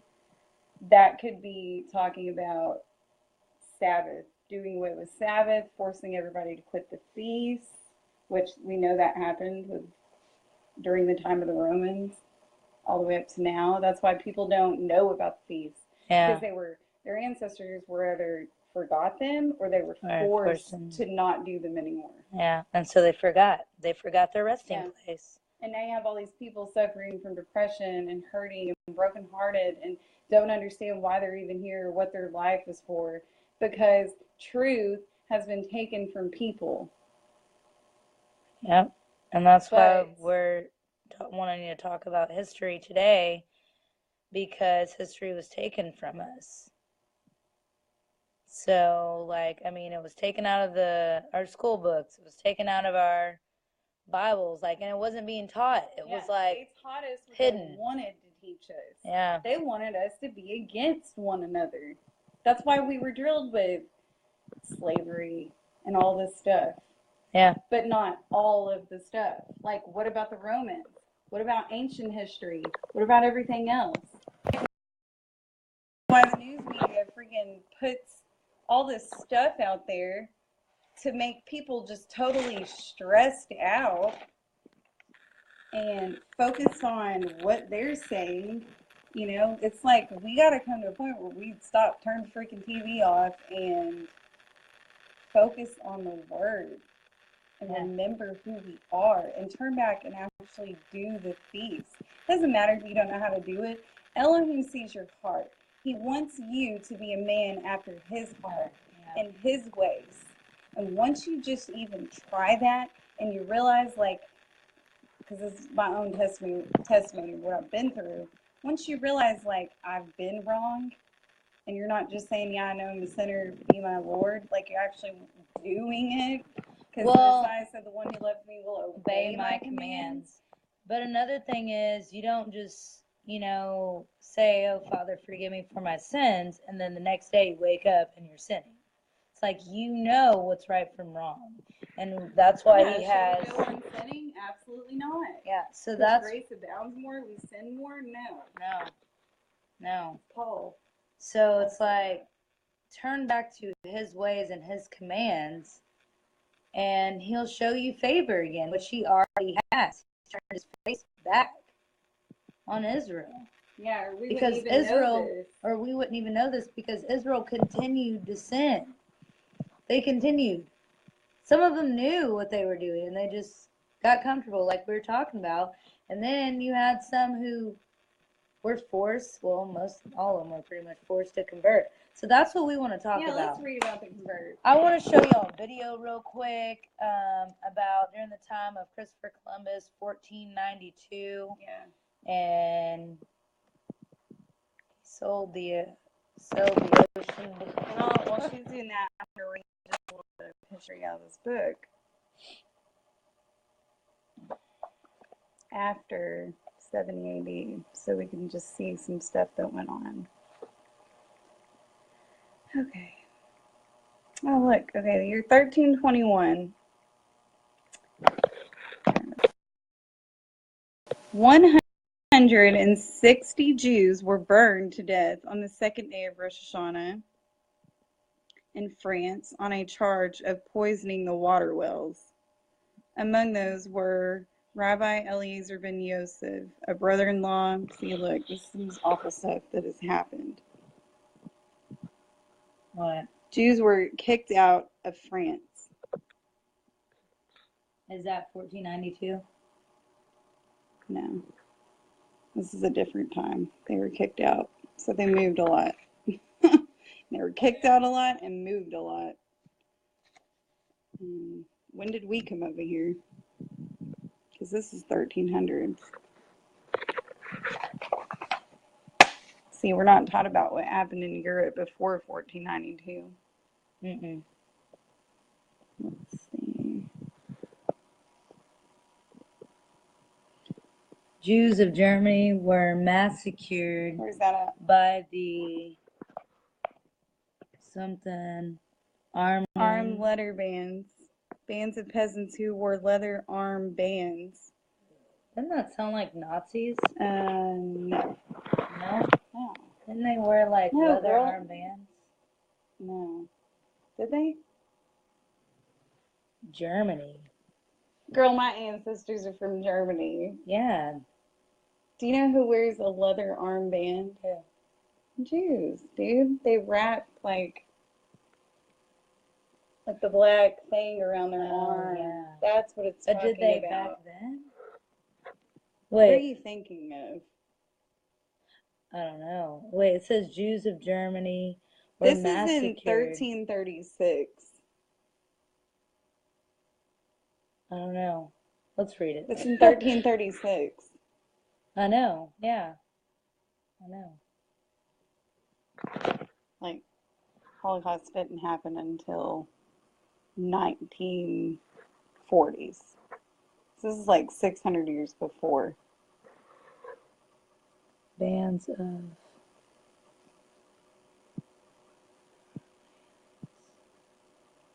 Roamed through Germany and Alice, region between France and Germany for 3 years. Oh, wait a minute. Killing Jews and ravaging 120. Yeah. Oh, I think you're right. 1,500 Jews were killed in Verbonen, and all the Jews were Jews of Deggendorf, Germany, were killed It was because called of a Deggendorf. because a ritual of desecration. Desecration libel. There Arshem Tov. A disciple of Rishon immigrated to Eretz Yisrael, wrote Migdal Oz, a somewhat controversial commentary on the this is Talmud stuff. All right, well, let's go ahead and have them listen to this video real quick. Yeah, some of the stuff, like, I don't know. Like, the Jews have, this is like, But they've kept a record, and you do find that Jews just mean like all the people that followed, like that followed Torah, the Messiah. Talmud. Because their eyes were blind. They were of God's teachings. Until the fullness of the Gentiles came in. Columbus Day, which we've celebrated in various parts of this country since the 18th century, even before it became a federal holiday back in 1937. And that's probably long enough. Because when you find out the actual facts of what Christopher Columbus did when he got to America, you're going to to see that it's one of the darkest chapters in America's history. Now, I've got a lot of these facts, Jenk, so feel free to just cut me off when you want to interject. But first of all, let's start with something light. Columbus initiated the transatlantic slave trade in early February 1494, first sending several dozen enslaved Tainos, these are the native people of the island he landed on, to Spain. Columbus described those he enslaved as well-made and of intelligence. He ordered 1,600 of them rounded up and had 550 of the best males and females, according to one witness, Michel de Cuneo, chained and sent as slaves to Spain. Of the rest who were left, that person writes, the announcement went around that whoever wanted them could take as many as he pleased, and this was done. And understand that significant numbers of even those early slave deliveries ended up dying en route. Okay, so let me come in there with a couple of amazing things here. First of all, Columbus also described the natives that he ran into when he first discovered this land. If he discovered it, how come they were already there? Anyway, he said they were, quote, so full of love and without greed. And you would think, like, oh, that's great, that's going to lead to good relations. He's like, no, idiots, he thought. They're so full of love without greed. It makes it super easy to enslave them, beat them, murder them, chop their hands off. Christopher Columbus, the original ISIS. We're going to get to that in a second. Yeah. Okay? And so he looked at their love and compassion as a weakness that he could exploit. This is the man we celebrate, right? And he says, you take the slaves and do what we want with them. Here's what they did with them according to the journals at the time. So this is history, and it's not somebody else said it about them. They said it themselves. Yeah. Right? Most of the quotes you're going to see are taken from his personal journals. In the journals of Columbus and his men, they bragged about how they would break the native women, and that they would break their will to resist after rape after rape after rape, and then eventually they can get the women to do whatever they wanted because they had raped them so much. Yeah. Now, this is the man we celebrate. Yeah. Right? So now, look, when I was a kid, I was told that Columbus discovered America. I knew that he hadn't discovered it because there were people there. Even as a kid, you could figure that out. But I got it. He discovered it from a European perspective, and at least, hey, the Europeans came here, we set up America, and we celebrated, and I celebrated. But when I grew up, I put childish things aside. Okay, so now you want to take the blue pill, and you want to go back to thinking Christopher Columbus is a lovely guy. Understand that you're making an active choice to deny facts, history, and say, I'd like to be ignorant. That's what I would like to do, right? That's a choice you're making, okay? But now that I know the facts, well, obviously I changed my mind on Christopher Columbus because no one ever told me what the real facts were. You find out the real facts and you go, you would have to be a monster to want to celebrate this guy. Yeah, they leave it out of the elementary school textbooks. But yeah, so we have more barbarity, but the fundamental facts, as you pointed out, he did not discover America. First of all, other Europeans had already been to America at that point, and as you point out, well over 100 million native people had already been living there. They had discovered it first, actually. They did not think that the world was flat at that point. They had not thought that for over 1,000 years, so he was not brave in being willing to go over the edge of the world. And he did not go in a mission of exploration at all. It was a commercial enterprise and a religious enterprise to find gold and to find slaves and to convert them where possible. Now, the initial slavery we talked about proved to be unprofitable, but he later wrote, let us in the name of the Holy Trinity go on sending all the slaves that can be sold. So there you get both the religious and the commercial considerations in one sentence. When the slavery did not pay off, he turned to a tribute system, forcing every Taino of 14 or older to fill a hawk's bell with gold every 3 months. If successful, they were safe for another 3 months. If not, Columbus ordered that they be punished by having their hands chopped off, or they were chased down by attack dogs. As the Spanish priest Bartolomé de las Casas wrote, this tribute system was impossible and intolerable. They not only had their hands cut off, by the way, but they were forced to wear them around their neck on thongs. A little bit barbaric there. Okay, now imagine if ISIS had cut off hands, which they do, right, from time to time, so does Saudi Arabia, by the way, one of our top allies. And then they made the kids, 14, 15, 16-year-old kids, wear the hands around their neck, and then they said, well, I'm only chopping it off because you didn't give me enough money, enough gold, enough bribes, right? And then then they rape the women, they do this to the kids, to all the adults, and then they sick dogs on them, rip their flesh from their body, as we all watch. Now, we would rightfully call them monsters, the worst of the worst, right? Now, when Columbus does the same exact thing, we name a national holiday after him. Again, if you didn't know, I didn't know either, right? It's okay. We're not a bad person. We were all told, hey, Columbus, hey, what's wonderful Italian, comes here, discovers America. Explorer, brave. Brave, all that stuff. It's okay, you didn't know. But now you know. Yeah. But but now you know. You can't celebrate that guy. Yeah. Now, there's more that they have to know, unfortunately. This is another section from Christopher Columbus's personal journal. He wrote, 100 castellanos are as easily obtained for a woman as for a farm, and it is very general, and there are plenty of dealers who go about looking for girls. Those from 9 to 10 are now in demand. So they had set up some sort of system of pimps and sexual slavery in the New World. Eventually, he went back to Europe and then returned with more men after saying that he could conquer all of the natives because they had so little experience with war that he needed just 50 men and so that he could govern them. On his second trip to the New World, he brought cannons and attack dogs. If a native resisted slavery, he would cut off a nose or an ear. If slaves tried to escape, he had them burned alive. Other times, he sent attack dogs to hunt them down, and the dogs would tear off the arms and legs of the screaming natives while they were still alive. If the Spaniards ran short of meat to feed the dogs, Arawak babies were killed for dog food. Additionally, and this is one of the sources for the information, we referenced him earlier, one of Columbus's men, Bartholomew de las Casas, was so mortified by Columbus's brutal atrocities against the native peoples that he quit working for Columbus and became a Catholic priest. In a single day, he was an eyewitness as the Spanish soldiers dismembered, beheaded, and raped 3,000 native people. Such inhumanities and barbarisms were committed in my sight as no age can parallel, he said. My eyes have seen these acts so foreign to human nature that now I tremble as I write. And the final toll for this barbarity, the slavery, the disease, the war, the killing, the torture, experts generally agree that before 1492, the population on the island of Hispaniola probably numbered above 3 million. Within 20 years of Spanish arrival, it was reduced to only 60,000. Within 50 years, not a single original native inhabitant could be found. Wow. Millions were killed as a result of the exploration, the discovery. And that's on one island, by the way. This was then spread throughout the region. If that's not terrorism, what world is, right? I mean, that terrorism is so thorough. It's after all the rapes and the beheadings and setting people on fire, they kill at first nearly everyone, and then eventually everyone. They kill everyone they see. Okay.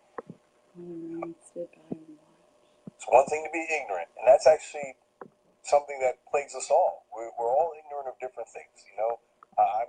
I don't know particle physics, right? But and there's a lot you don't know and I don't know. That's okay. That's okay. If you're on a quest to learn, that's fantastic. That's exactly right? We're all on a quest.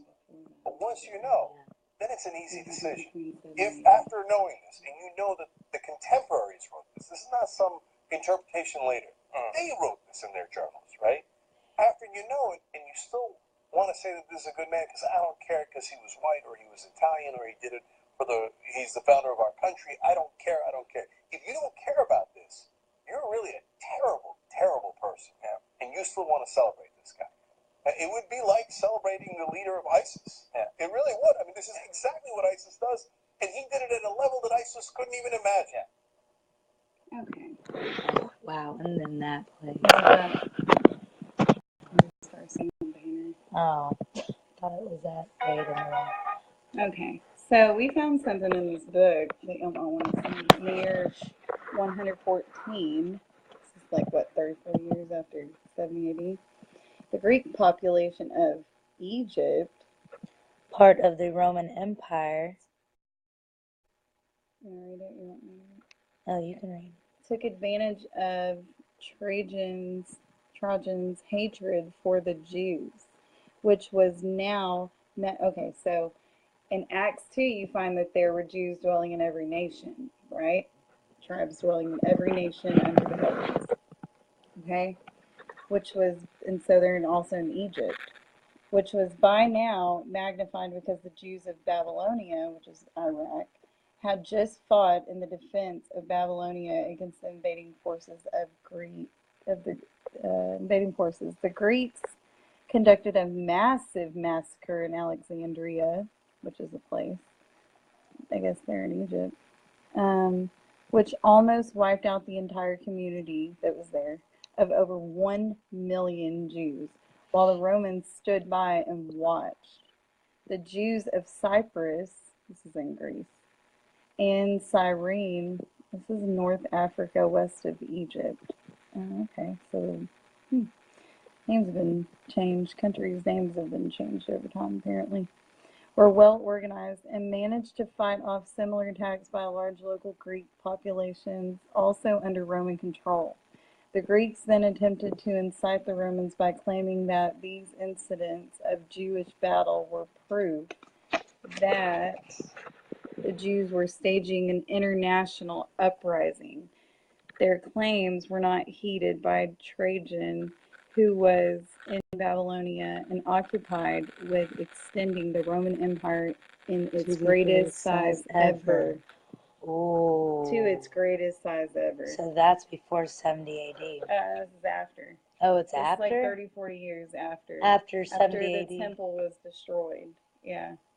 Wow. Savage wolves will come in, not sparing the flock. Yeah. Wow. Okay. And then, oh, let's go into the history about Abraham Lincoln.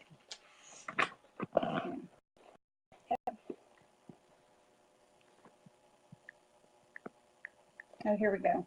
Here we go. Here.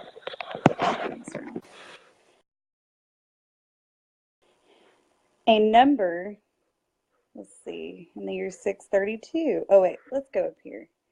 In the year 629, when the Byzantine Empire, the Romans, reconquered Eretz Yisrael, just they reconquered Israel, many Jews were killed, many fled, and the rest were expelled from Jerusalem again.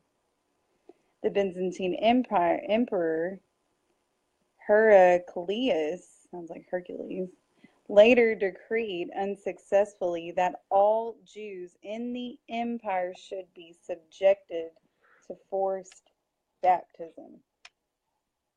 Yeah. That's why you got to have the Ruach HaKodesh. What is this talking about? They were forced. Why aren't we forced today? Because we've forgotten the Torah.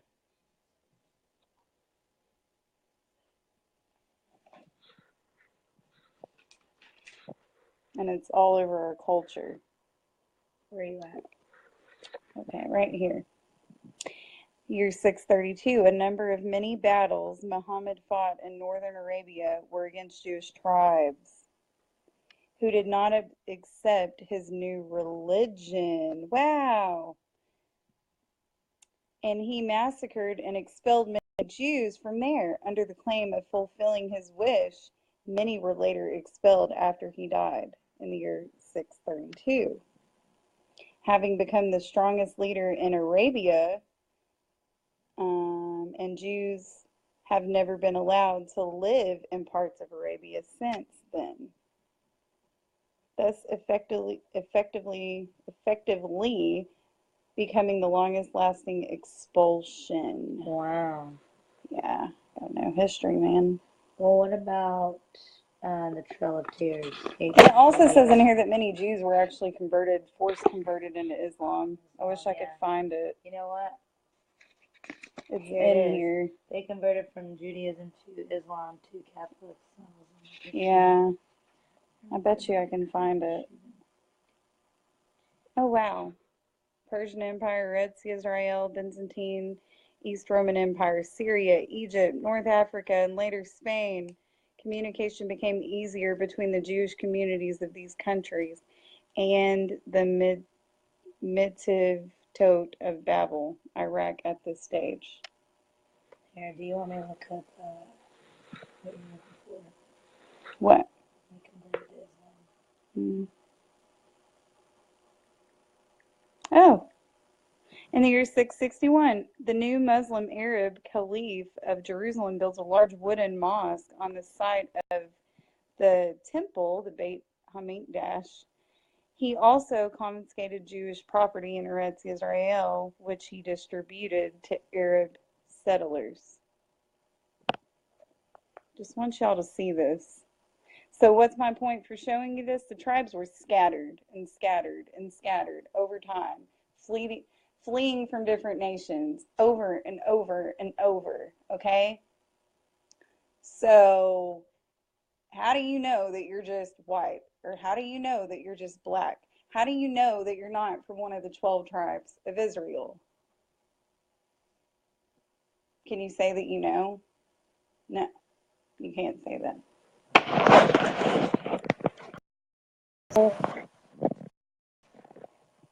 During Remember the stones.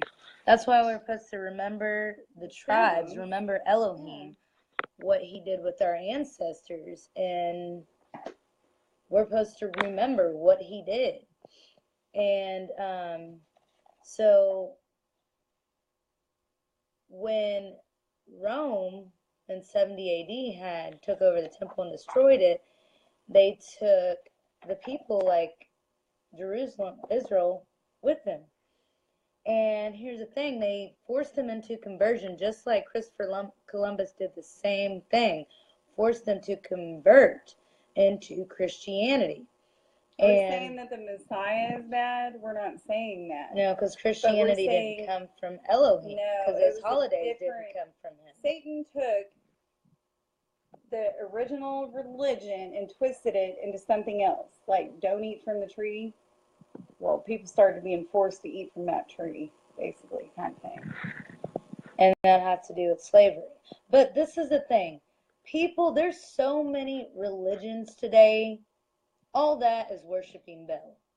Because there's one God who created everything that is in the whole world. If you read Genesis 1, he created everything that is in the world and all the people that are in it. So my thing is, where do all these other religions come from? And why are they called religions? When in the beginning, God wasn't a religion. He was the Word that became flesh. And it says in Jeremiah 10. So let's see if Christmas is in the Bible. You want to see? Let's see.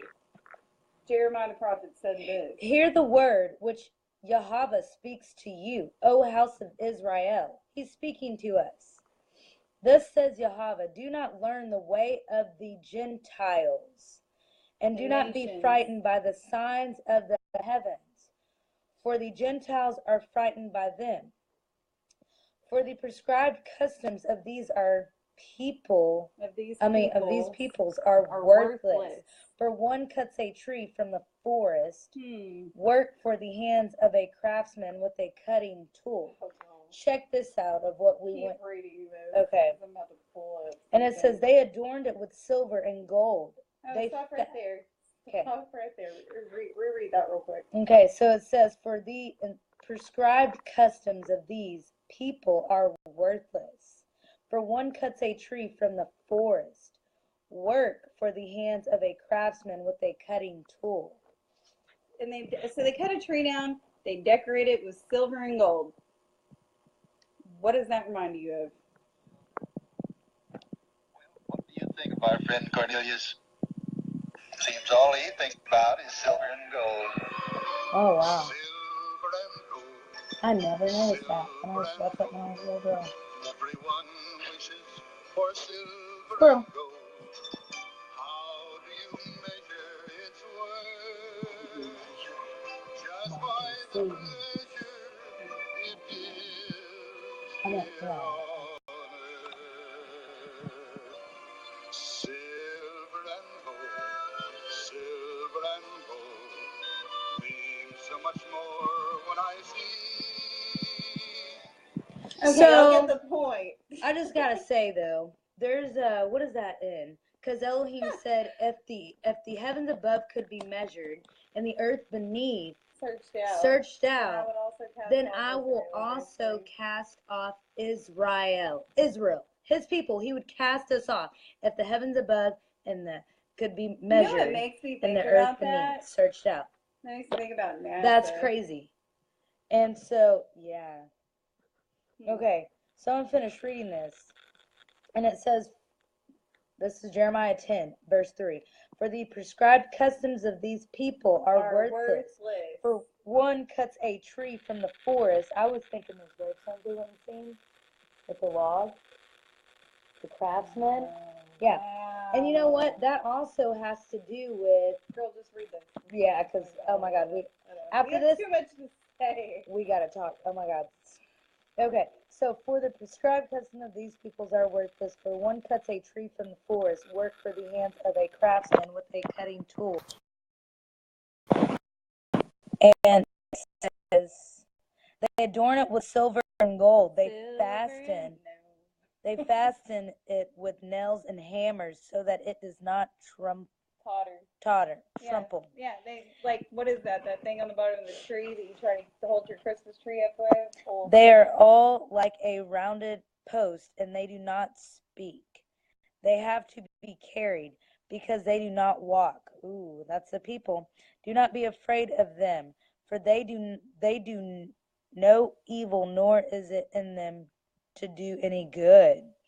There is none like you, O Yahweh. You are great, and great is your name in might. Who would not revere you, O sovereign of the nations? For this your due, for among For all this is your due, for among all the wise men of all of the nations. and in all their reigns there is none like you. There are both Brutish and foolish, and instruction of worthlessness is the tree. Silver is beaten into plates. It is brought from Tarshish, and gold from the people. Tarshish, during the time of Solomon, Tarshish, they came from that on ships. Like, yeah, they went back and forth on ships. Yeah, slaves were taken on ships. Yeah, slaves were taken on ships from Tarshish to So another. immigrants. So we're immigrants. He's talking about his people, his silver and gold, his people. Silver is beaten into plates. It is brought from Tarshish, and gold from Uphaz. The work of the crafts. A celebration of them taking everybody. They don't know their history. They don't know where they're from. They've forgotten their Elohim. And every Christmas, everybody's celebrating Jesus.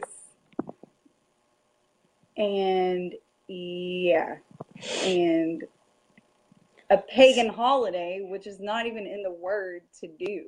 My thing is, why are you going to lie to your children, first of all? Yeah, that's what Doesn't God say teach your kids in the way that they should go so they will not depart from it? And that's the thing, too. Like, if you're not supposed to lie, you're not then supposed why are to you keep lying? on sinning. Should we go on sinning? Absolutely not. So why would we lie to our kids and get our kids' hopes up about something that's not even real? We tell them about our Creator. Yeah. Who they can't see with their actual eyes. So teach your kids in the way that they should go is teaching him the truth, being honest. Isn't that what the Messiah did? Isn't that what God did? And if you knew he teaches us so that we can teach our kids. If you knew the feast, you would know that Messiah wasn't even born in the wintertime. It's actually, it has to do with the solstice or whatever, with the sun and the moon and the stars or something, that, you know, pagans would worship those things. That's what Christmas is actually about. And Jeremiah talks about it right here in Jeremiah 10 about decorating a tree with silver and gold, because this was done even back in the ancient days. And this is what Jeremiah the prophet came and spoke against, because he recognized that Israel was keeping ways that they shouldn't.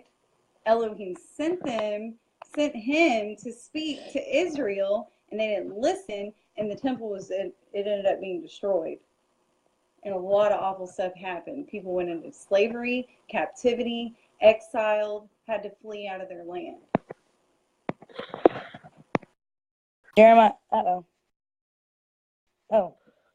Jeremiah 10, verse 9.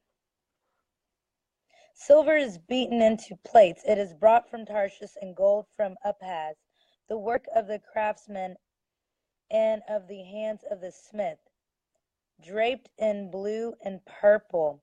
All of them are the work of skilled ones. But Yahweh is truly Elohim. He is the living Elohim and the everlasting sovereign. At his wrath the earth shakes, and nations are unable to stand his displeasure. Say to them this: the Elah that did not make the heavens and the earth shall perish from the earth and from these heavens. So basically the God that did not make the earth and the heavens shall perish from the earth and from under these heavens.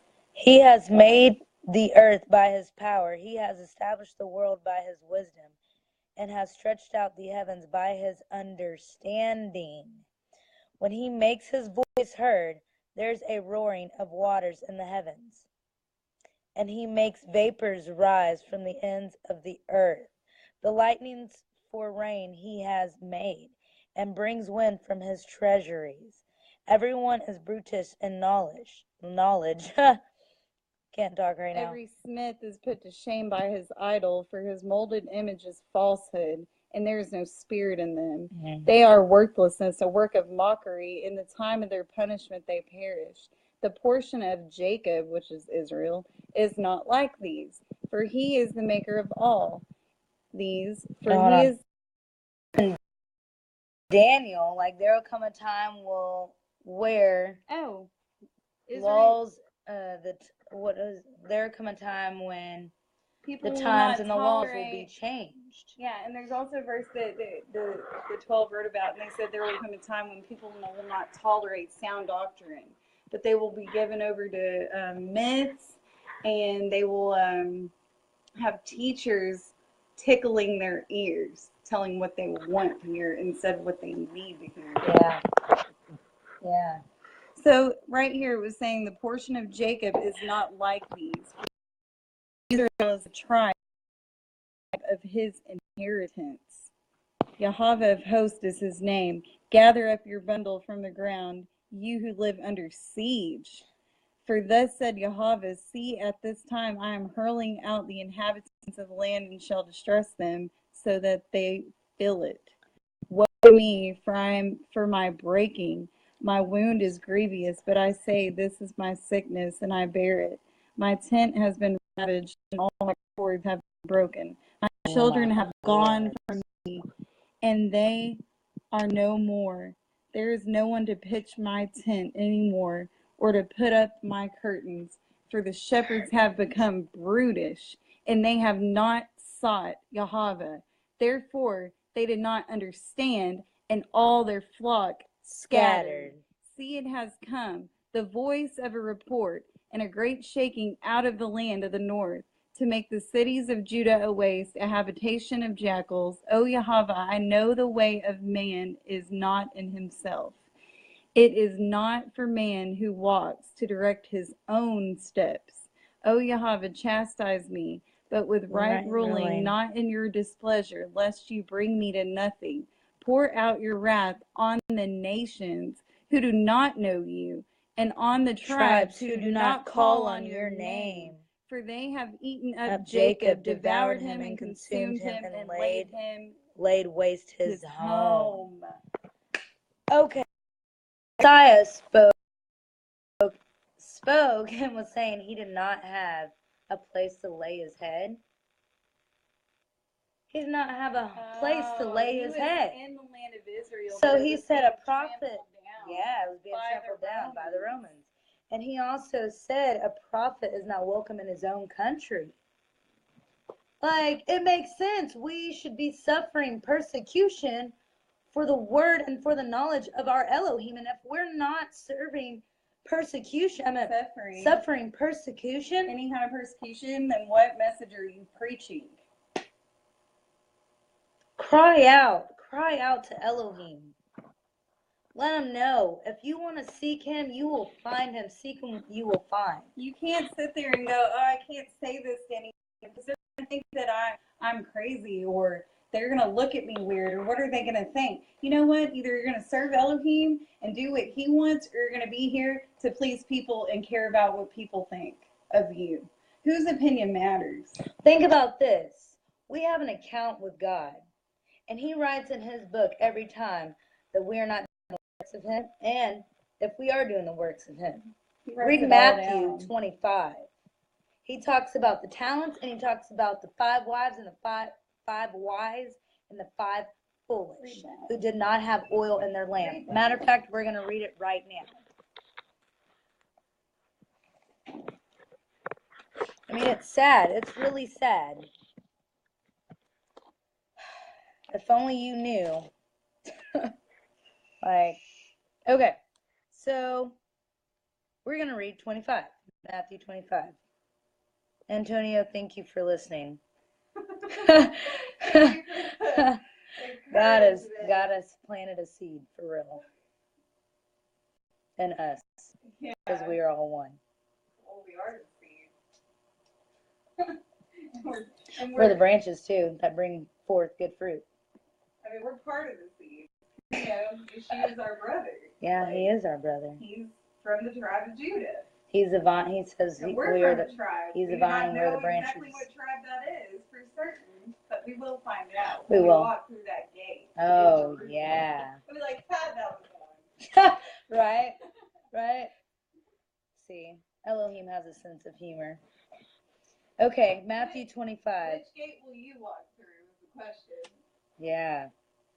Then the reign of heaven shall be compared to 10 maidens who took their lamps and went out to meet the bridegroom. The bridegroom is the Messiah. I and the Father are one. We're the maidens. We're the maidens. Do we have oil in our lamp or do we not have oil in our lamp? And five do of you have them. oil in your lamp? Look up a Jewish wedding. You'll understand what this is about. And 5 of them were wise, and 5 foolish. Those who were foolish, having taken their lamps, took no oil with them. Who's the oil? The Messiah. He's the oil. Come to him. But the wise took oil in their containers with their lamps. Ruach HaKodesh. The Ruach HaKodesh. The Holy Spirit. Now while the bridegroom took time, they all slumbered and slept. That was us. That was us going to these churches and sleeping. in our own world. We were asleep. Spiritually. Our spirit in us, because Elohim dwells in us, like we were asleep. We were without spirit. Like without his spirit. Yeah. You're asleep. So. And he took his time. Look. This book, the history, he took his time and everybody fell asleep. Over time. Read Ezekiel 37:30. Yeah, 37. That and the song. And it says, and at midnight a cry was heard. See, the bridegroom is coming. Go out to meet him. He's coming. He's coming. Go meet him. This is a message. They're saying how. Then all those maidens rose up and trimmed their lamps. Yeah. Oh.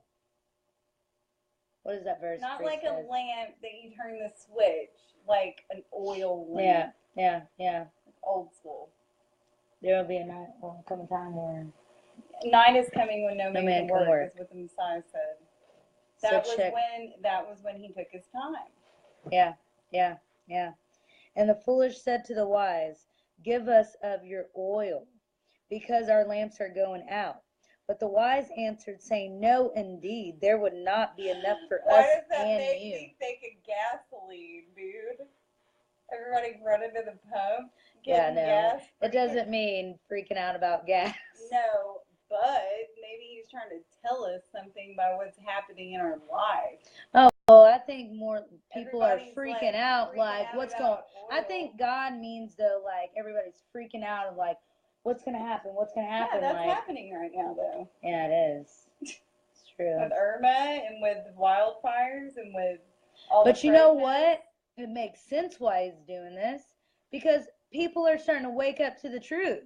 Yeah, they're starting to listen. When they're comfortable, they don't care to hear it. Exactly. But when stuff gets hard and rocky and, like, scary, then they're like, oh, Elohim, I need you. Yeah. Wow. But the wise answered, saying, no, indeed, there would not be enough for us and you. Instead, go to those who sell and buy for yourselves. Mm-hmm. And while they went to buy, the bridegroom came. Mm-hmm. Okay, well, we know what this means. And those who were ready went in with him. How are you ready? To the wedding feast. How are you going to know the timing without knowing his feast? Exactly. How are you knowing it? Yeah. Really. Wow. And that's the thing that Elohim also says, like, depart from me, I never knew you. That's scary. Like, because we all have our own account with Elohim. He keeps record of what we do. Is he going to blot your stuff out? Because, like, on shows... Not only him keeps record, he has his messengers with him. Yeah. So God, Elohim, knows everything we do. Because he's with us still. God's not dead. He knows everything that everybody does. He lives forever and ever. Yeah. Even if Just this like was, his words. even if this message was silenced and they tried to kill, and they killed Paul in Jerusalem, even Paul knew that this message wasn't going to be silenced, because he said when the fullness of the Gentiles come in, basically the blinders are going to come off of his people, the 12 tribes. And that's amazing, because I'm ready. Like, Antonio, you're my brother. We all are brothers and sisters. Yeah, because the ones who love this message know the truth. Because this isn't a message that's taught today. Jeremiah 31. And I'll write it on their heart. And we know that the message is being taught by majority is not the true message, because he said, wide is the path that leads to destruction. Narrow is the path that leads to life, and few find it. Find, seek, and you'll find. Open the door and it will be answered. In order to find, you have to seek. I mean, you have to really like, want to know. Yeah. Yeah. So it says right here in Matthew 25, verse 10, and while they went to buy, the bridegroom came, and those who were ready went in with him to the wedding feast. He's trying to invite us to the wedding feast all of these years. He spoke about the wedding and feast. He said, do the Passover and remember it to me. I won't drink from this cup again until I drink it anew with you in the kingdom of heaven. So if you're not keeping his Passover, not remembering it like he said to do it, are you going to be at the wedding feast? Ooh. Depart drinking from me, it anew when you won't even do it here on earth, because like he said, let it be on earth as it is in heaven. Yeah. So why do we forget? Because we choose to forget. He says you'll either be one and despise the other, or you'll be one and hate the other. You can't serve both money you can't serve two masters. So it's like explanatory. But do you still have to provide for yourself? Did they still carry your money back around? Yes, they did. But it wasn't their master. Yeah, that's true. Very true. So here we go. And it says, and the door was shut. So after it says, and those who were ready went in with him to the wedding feast, and the door was shut. After they went in, right? And later the other maidens also came, saying, Adonai, open up for us. But he answering said, truly I say to you, I do not know you. How do you know him? You're going to love the things that his father loved. If all of the old is done away with, then you have to do away with the beginning.